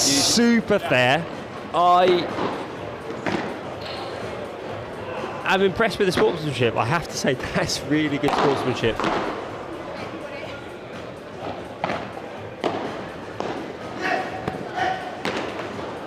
Oh, that's a... That definitely hit Jake. Yeah. And he made sure of it. he did, and there's no denying that hit him. It's a good Bahada. Got behind the ball, played it strong and true. That's a good start. We said how important it was to make a strong start to set 2 for Hertfordshire, and they've done just that. They've taken the first game, and it was a confident game as well. It was, and I think this is it, right? As I said, the previous set, they get a game or so back. Can they take it into the second set? And they've started strong. And I really want to see. We all want to see, right? We want to see a good, strong final, and this sets it up. And you have to say, right? As in, I was mentioning the rankings in this country, the LTA rankings. When you consider Alex Hilton, 167, you wouldn't think there's such a gulf compared to Jake Bewley, who's 6 in the country. And it looks closer. Yeah, absolutely. And look, I don't know how many tournaments Hilton's played, but that plays a big part, right? So for the listeners and viewers, you take your 6 best results, that makes your ranking. It could be that Hilton's only played 2 or 3, right?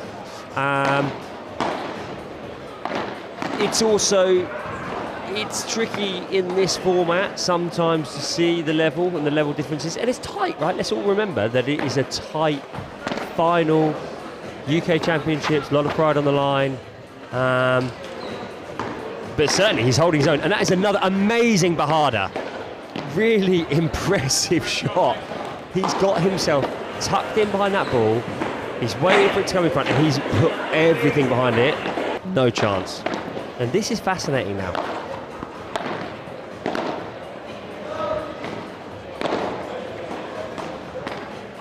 Let's not forget, one of the reasons he might not have played as many tournaments, he's got every Saturday for Northwood FC. It's impressive, right? Really, solid performer, good athlete, clearly an exceptional footballer, right? Most of us will probably dream of playing that level of football, and he's doing it week in, week out.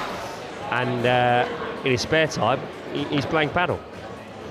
Incidentally, won the Southern League Div 1.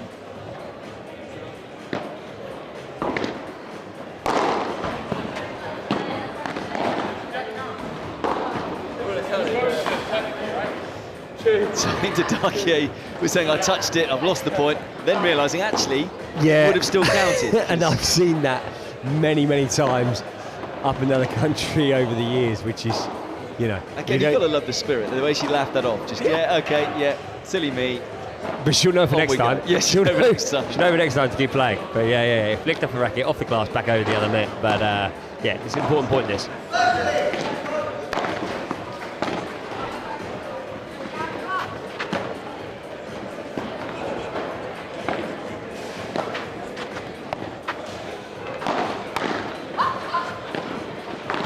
Oh, what a shame.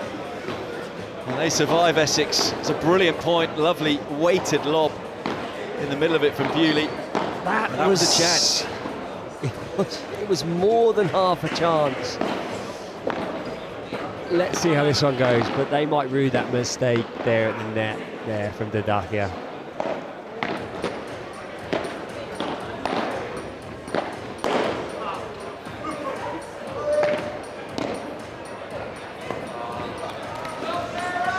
I mean, I keep talking about, yes, you need to target Lockery, but actually there's no chinks in her armour, right? So often she just comes up trumps, so solid there. And I was talking to her before the final. She's playing on her least favourite side as well. She is uncomfortable on the forehand side. She doesn't love it on the right side, and but she's just getting the job done.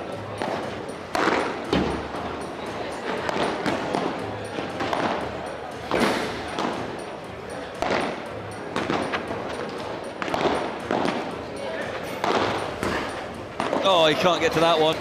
That's good for Hilton. Hilton is doing well. So brilliant. Round the back from Bewley. Running with confidence once again, and we've seen what happens when he is confident. As you say, Hilton stepping up to the challenge there. It's another really big game for Hertfordshire. Can just stay with Essex early on in this set.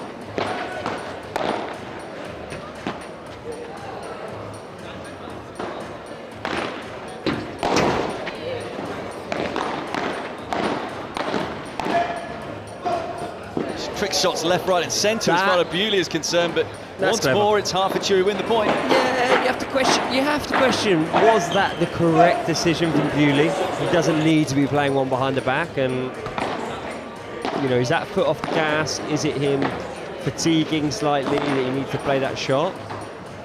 Great finish the point before from Dadakia, and that's the tightness. You don't want to see that from Hilton. You know, he set the point up so well. Just open the racket face, caught it a little too late.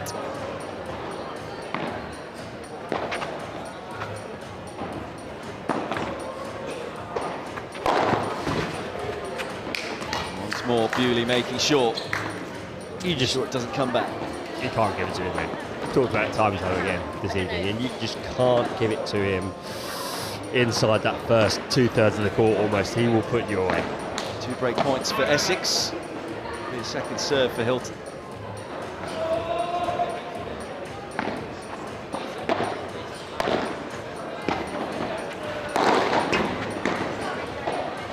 Clever play. Another deciding point. It's another big point. They all are at this stage in the tournament.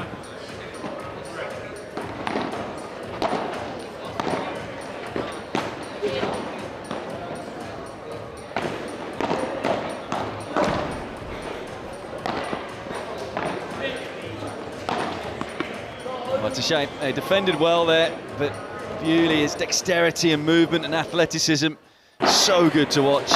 And Essex do indeed pick up an early break in set 2.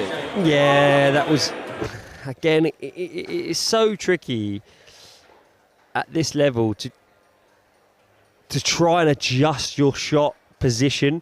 You know, Hilton got tucked up. He did so well to play a backhand boast off the side glass, and then you just knew instinctively he went cross court, which is almost 99% of the time the correct shot to play. However, you're playing against Bewley and Lockery.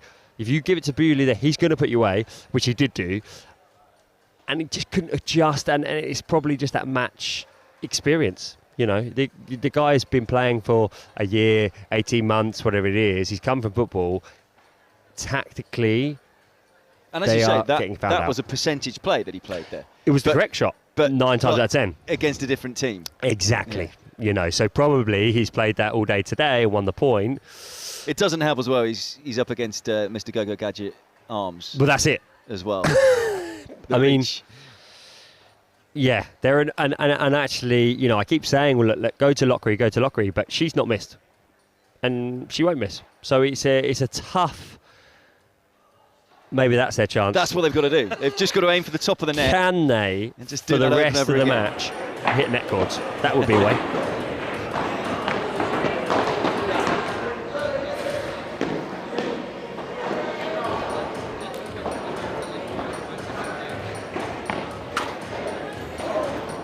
Second serve, so a little lucky there, Lockery. Lockery, I should say. Apologies.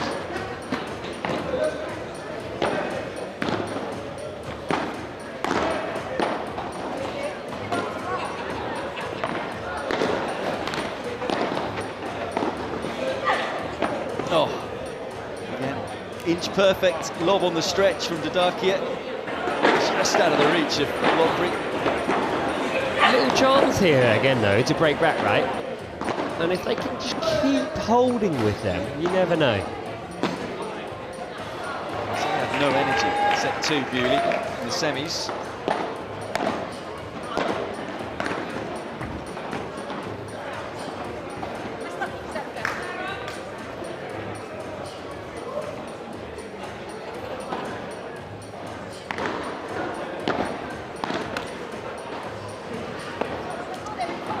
There's been a lot of paddle for these guys. You know, some of them are competing in, you know, both the mixed and women's or men's. So it's not surprising.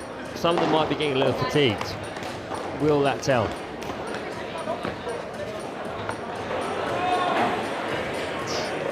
What's 3 break points now? 2 break points.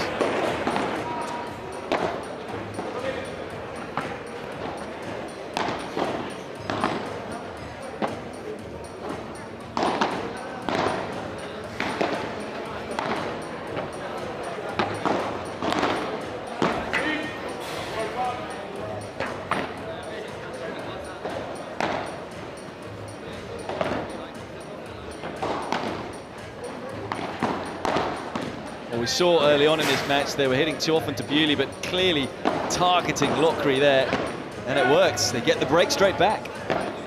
Yeah, look, well, certainly I've been calling for it, and I think that is the main play. It needs to happen. They've done well there. This is an important game now for the Dacia.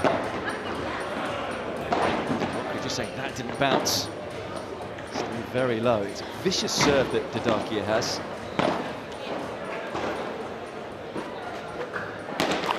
Maybe overexcited there though, Hilton.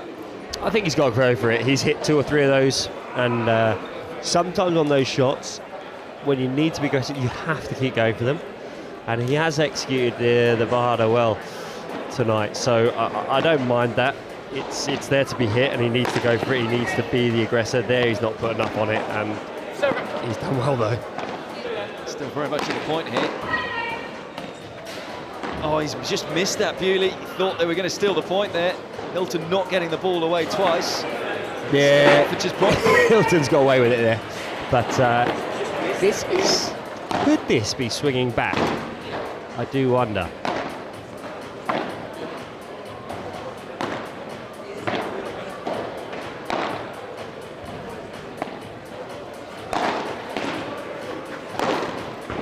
No one expected them to be in the final, but are they doing it again? Well, I like what they're doing. Well, I like you mentioned it, you've spoken to it earlier, this idea of them being in the zone. I feel like they're in the zone now. Curse of maybe, you That's know. Twice now, right? It is twice now. 3 and you're out. I know, that was bad. But let's see if they can hold it.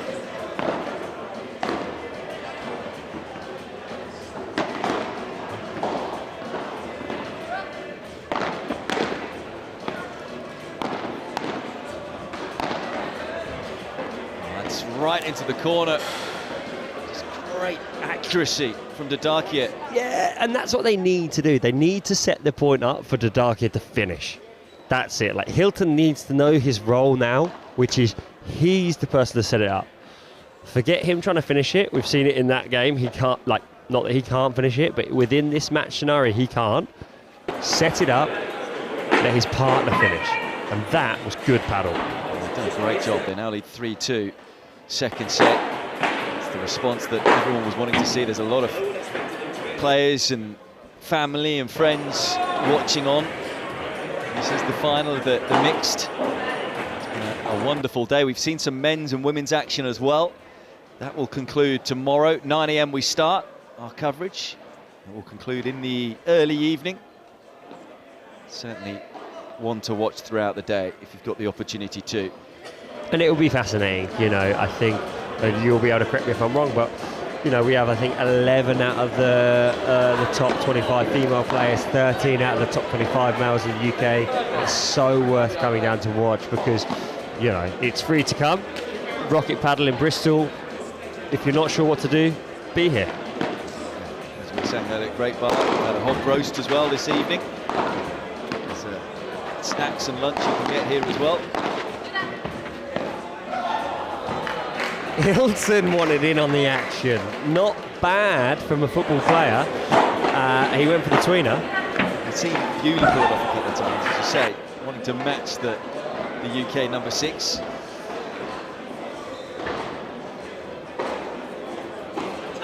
Almost, you look at that and you go, they've got ahead. Is he then trying too much? Is it not a shot, though, with where the ball ricochets around, that you've just got to improvise, you've got to adapt? Perhaps, but you know, I fear that he might have you know, got ahead of himself in this game. Talk about being ahead, by the way. Essex on court 2 have just secured that match against Hertfordshire, so they are ahead in this tie. And what it means is that if Essex can win this set or just win this match, they will be crowned champions. It'll be the first time Essex have been crowned champions at any level. Reminder, they were runners-up in the over 60s last year. They've made 8 semi-finals, only 1 final prior to today. This is just the second final that they've made. And they are close to winning. The mixed champions. Yeah, it simplifies proceedings here on court one, doesn't it, now? We know what the teams need or need not to do. Lockery getting a little frustrated. It's another net court. As I say, maybe it's meant to be for Hilton. They're still alive out there. They are competitive. They are more than alive, right? We're 3-3, second set. So anything can still happen.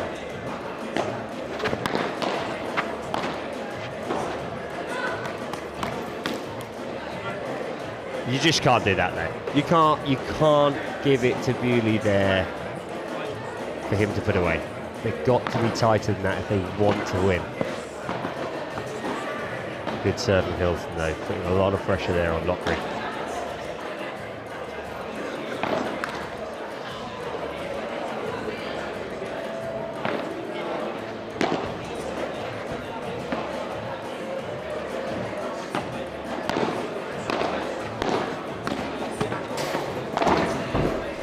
That's great battle. That's another net cord. Oh, the speed, though, we're seeing here. Wow. Absolutely fantastic, and it's Hilton who outdoes Bewley there. It was good. It was good, and the court coverage is impressive. As a partnership, again, we talk about the in the zone.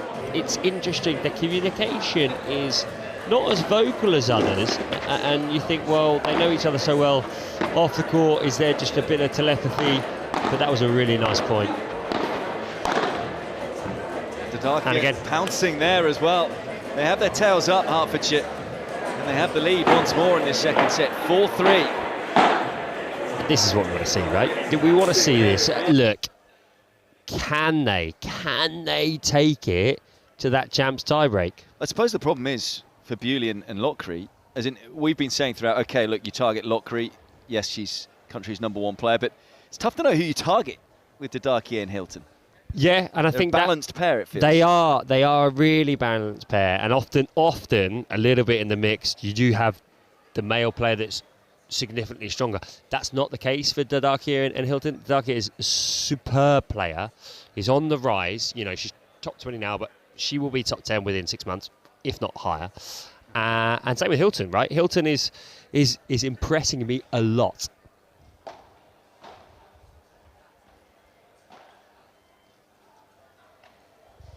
Well, it does just show you what you can do in this sport. As we've been saying throughout, they've only been playing for a year and a half.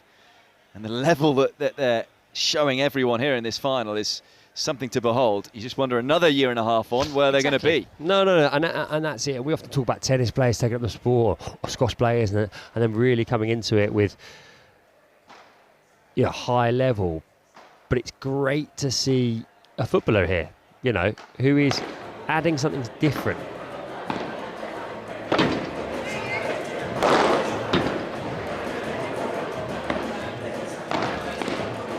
Talking footballers, we did see Diego Forlan. Yes. Those that are aware of that story, make his ATP tour, albeit in the Challenger level debut, but incredible. I mean, Uruguayan footballer, played for Man United. And fascinating. And what did you think? I think it's fantastic. I think it's great. I mean, obviously he lost quite comfortably, but I mean, what a great effort in terms of the passion for another sport, finishing his career in one and then thinking, no, I can still make it in another. I think never too old, right? No, and I think that's brilliant. And actually, this is where, again, and I will talk till the cows go home about how amazing padel is, but padel is fantastic because there's a lot of players on the tour priming in their late 30s, into their 40s, so it's not like a lot of other sports. You can really take this up at any point and make a real difference. And I'm actually so impressed with Hilton today.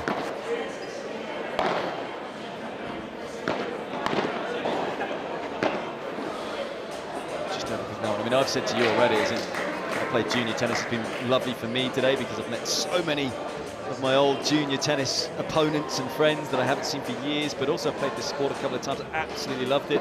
I'm thinking, actually, I need to pick up a racket and play a lot more paddle, and maybe I can be in this Devon team. Well, why not? And the thing is, what is so beautiful, it's easy to pick up, but it's incredibly hard to master. So as we find, and people get hooked by this sport, we all know it, but it is levels upon levels upon levels, and it is fascinating. And this is why, we're second year of these UK County Champs. 3-4 years' time, it's going to be on another level. It really is. And That's why I need to get in for next year. Isn't it? get in early. Get in That's early. what I did with Suffolk. Do you know what I mean?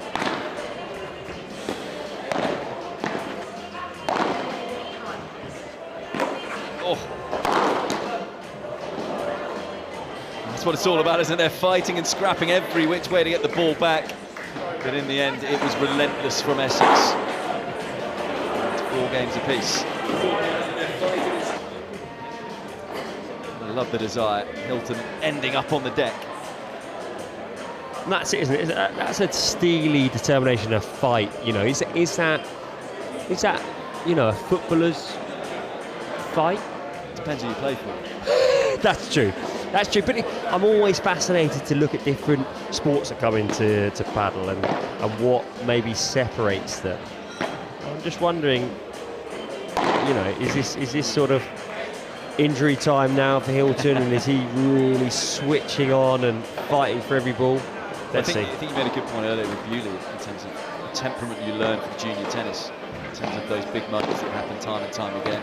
It's trying to stay calm under pressure. And he showed as he stepped up in the big moment in the semi-final. They won 10-8, and big moments are coming now because they're up love 30 here. Yeah, Bewley's, you know, albeit in the mixed semis and finals, is he sort of coming of age a little bit with his paddle? You know, last year this wouldn't have been. Now is he? Oh, it was a tough shot to pull off. He That nearly was made tough. Hilton didn't actually get all of that, and as a result, it made it even harder for Bewley. But this is a big point again. That's a rare error off the return, something we haven't seen.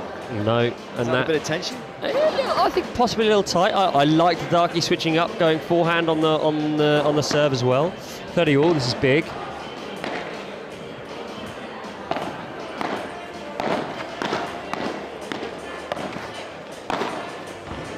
That's really clever play from Hilton. He is stepping up. Well, he's just hit his partner with the ball, which is not so He sadly impressive. did 6. We had the replay, but yeah, he did just point blank. Yeah. His girlfriend and Yes, and partner. and paddle partner. Yeah, absolutely. And they've got to be focusing and working together now. Not thinking about that. It's a good ball. Net caught once more. It's gone long, and they've been able to hold. A This is sensational big. hold. This is fascinating paddle. I mean, 30 love down in that game. Hertfordshire come back, striking hard, fighting for every point, and now pressure on for Essex. Yeah, and it's the lottery of a match tiebreaker, isn't it? If it goes a set apiece, and Hertfordshire just a game away from making it a set apiece. And as you say, recovering from love 30 down in the game. And all the question marks around Essex. They came in last year as the favourites in a number of the formats, weren't able to win any of them, lost in the semis in all of the formats. They've been one of the favourites this year. They're the top seeds in the mixed. As I said, they've never won a title. They've only reached the final of the over 60s. 7 times they've been in the semi-finals and lost. So they're trying to get over the hurdle here, and it's that bit harder. Serving to stay in the set now, Bewley. Perfect way to start, though. Yeah, strong start. You know, he will have wanted that. You know, good serve, gets an easy ball, puts it away. Calm his nerves. I do feel a little bit, you know, there's the pressure is on Essex. It's not on Hertfordshire, right? So let's see how it goes.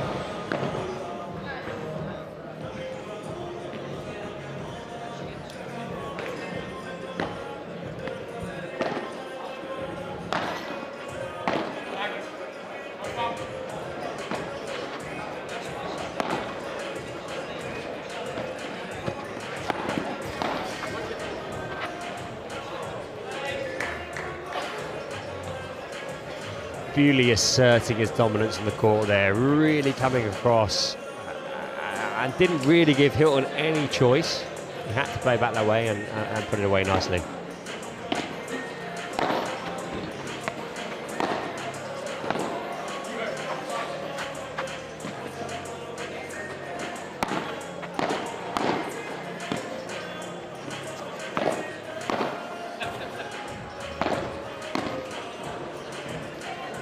combining so well, Hilton and Didakia.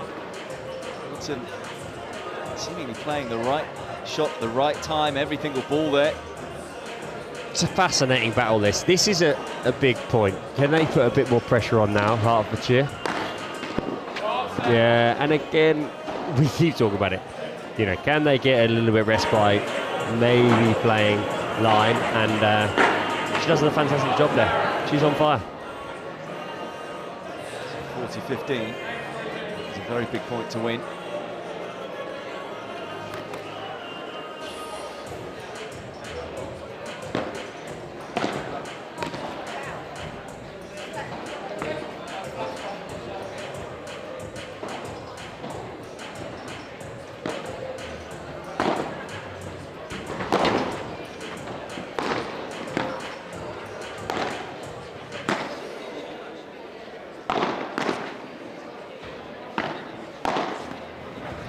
It is the sport where the point is never done.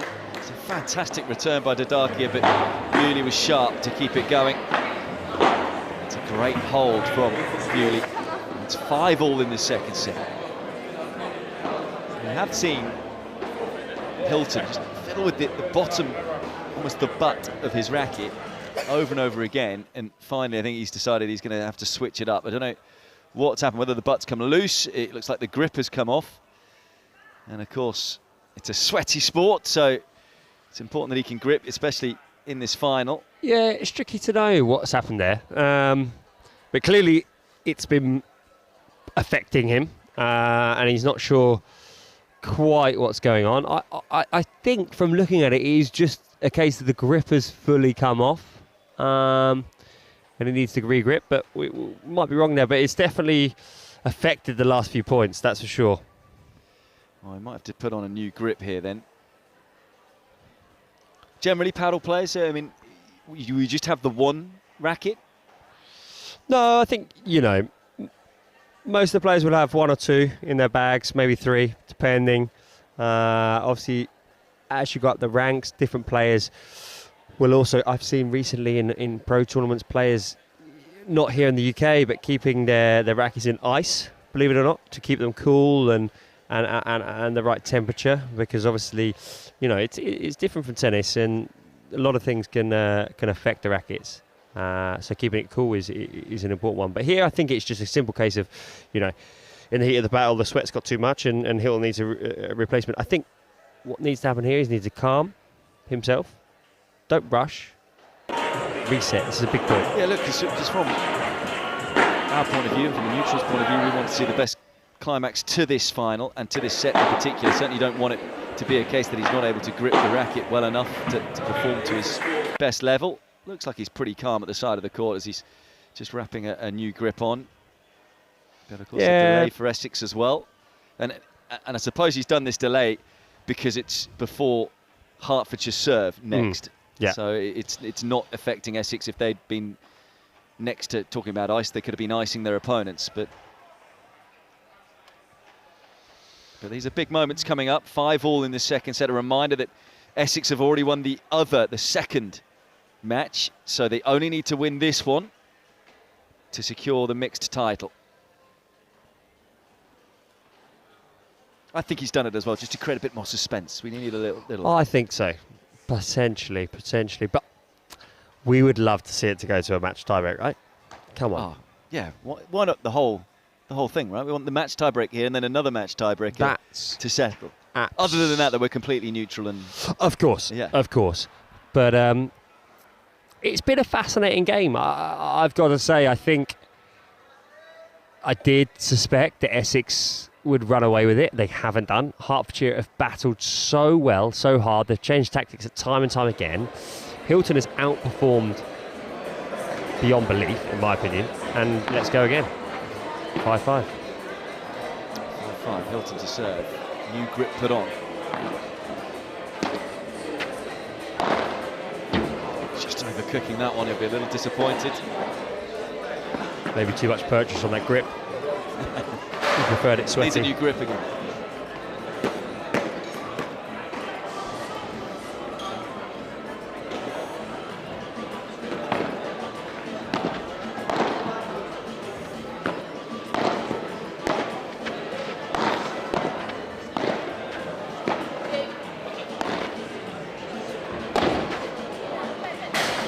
That's a great ball from Hilton. You know, to put Bewley under that much pressure in the backhand corner with an overhead is sensational. 15-15. Once more, though, class from Bewley. Set the point up superbly well with a lovely touched volley.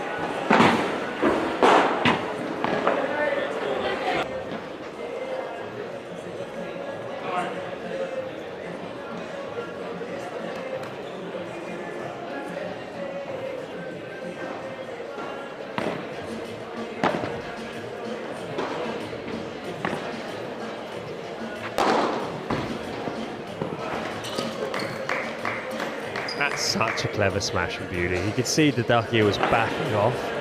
He's gone direct down the line, giving Hilton, who has covered the court exceptionally well tonight, no chance to scramble across. And this could be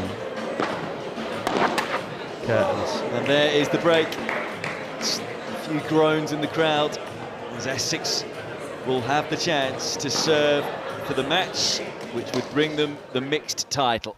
They lead 6-5.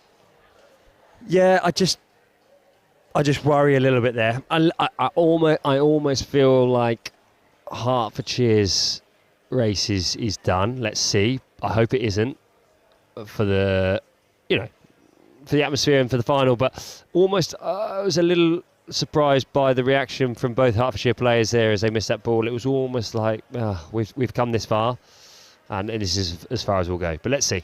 Well, it's Lockry to serve for the match and the title. It's a rare error from Bewley. I was just about to ask you the questions, and you said coming of age performance from Bewley, because the previous game he was the one who got the break. We saw him step up in the semis.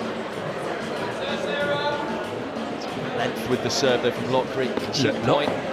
I think it looked long as well. I think we've not talked enough about Lockry tonight. She has been phenomenal. She's not missed, and I think also we've not talked about her because she's not missed. Yeah. Do you know what I mean? Bewley, solid as a rock. Bewley, we've talked about for his finishing, his aggression, round the back shots, all of this. He's been backed up so well by Lockry. It's actually been phenomenal.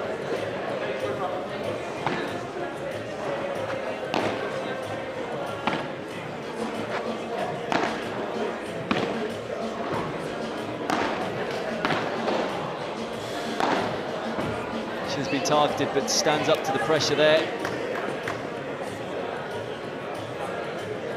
No. Does she? Does she? I'm not... Tough to tell in or out there. I'm not sat in the best position. I'm right along the line, so I couldn't see whether it was where it had bounced.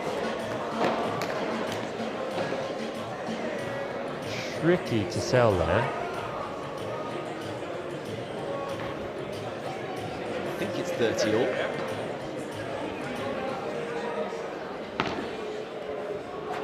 It's a vicious serve. It's so low. So are these a couple of championship points for Essex?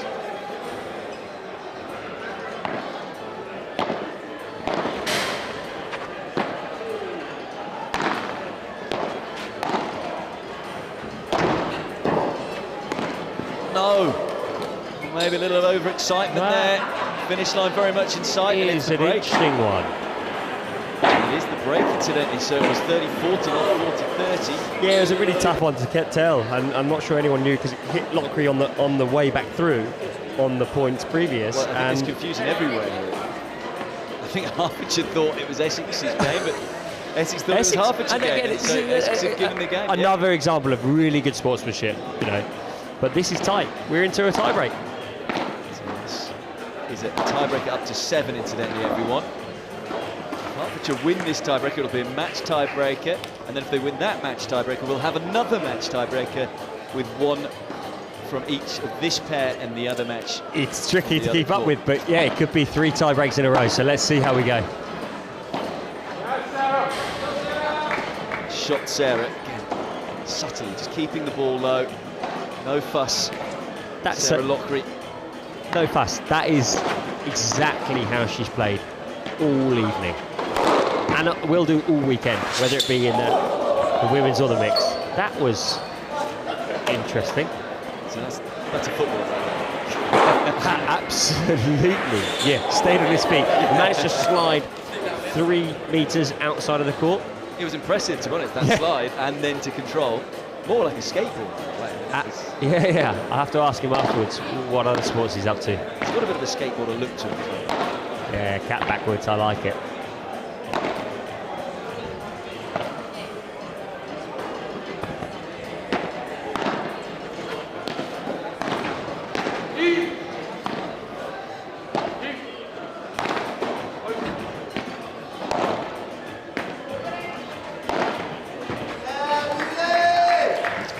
Paddle once more. Yeah, and he did what he needed to do there. You know, a couple of times throughout this evening, Bewley's missed those higher volleys, and actually he just went, okay, I'm not going to miss this one, and I'll put it where I need to put it, on a length and with decent spin. Important couple of points here.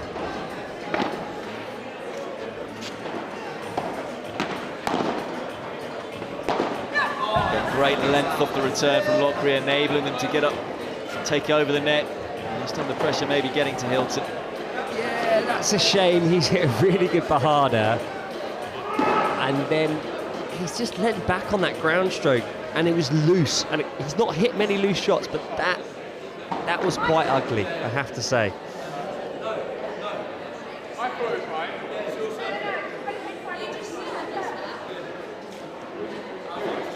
Confusion with who's serving here.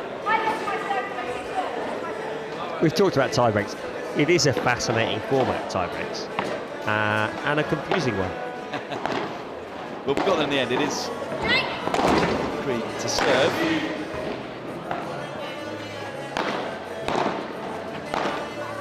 And the ball just keeps coming back from Lockrie, and they're edging ever closer. Time again. She doesn't miss. Stays so calm on the ball as well, and well, there's so much going on, they're forgetting who's serving and when to change ends, but we've at least got there. But it's a bit of a mountain to climb now for Hertfordshire. Yeah, it's a tricky one. They really, Hertfordshire have to get this point, in my opinion.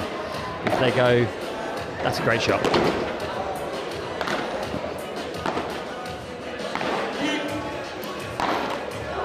Do get the point. They've nibbled it back. That's important. You know, if you can keep away from that match point, they get these 2. You never know, and they've fought back right already in this match. So let's see if they can.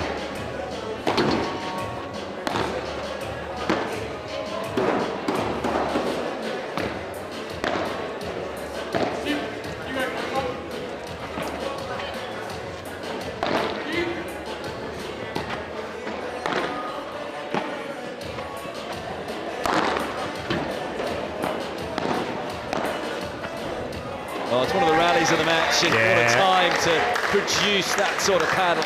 Nice from Bewley at the end there.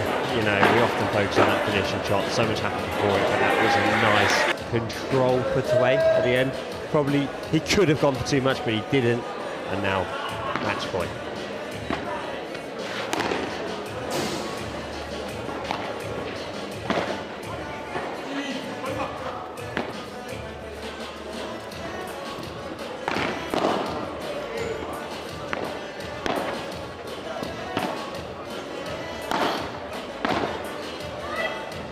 Oh, it's fabulous.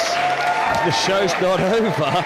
Even though they still have their back against the wall, they will have won a lot of fans. And the way they've gone about their paddle today, combined so well, Hilton and Didakia. Still 3 championship points.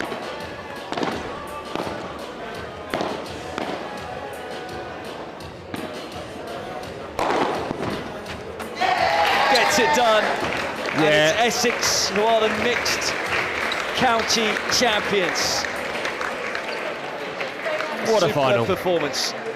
They were tested, no doubt about that, and we saw just why Hertfordshire were perhaps the surprise packages in the final, why they've won so many matches. Didakia and Hilton put up a great fight, gave them a big shock, but Bewley and Lockrie in the end came up with the goods, and the second pair having won earlier on, it means that Essex have an unassailable 2-love lead in the final, and they are the champions. So many questions coming in after what happened last year, but those questions in 2024 have been answered in the mixed for Essex. Your thoughts overall? Fantastic final. Essex held their nerve, and we've talked in the semis and the final often about Bewley. Lockery was the real champion, and you saw it in the last point there. 2 set-up volleys, inch perfect, applying the pressure, which meant they had to go cross. Bewley puts it out by 3, and I think that time and time again was it. I kept calling for it. I kept calling, go more to Lockery, but she held her nerve throughout both semis and indeed the final. And they stepped up and they held their nerve. The Essex team last year, a young team, but this year a mix of youth and experience. They were phenomenal. Yeah, I mentioned too to Ethan Bardo and Helen Crook, who are part of the team. They have delivered as well for that county. Overall, your thoughts on day one? Of course, we've got tomorrow the men's and the women's to conclude and to continue 9 a.m. with us. But how about day one? Have you enjoyed it, Toby? Look, for me, it's the best tournament of the year.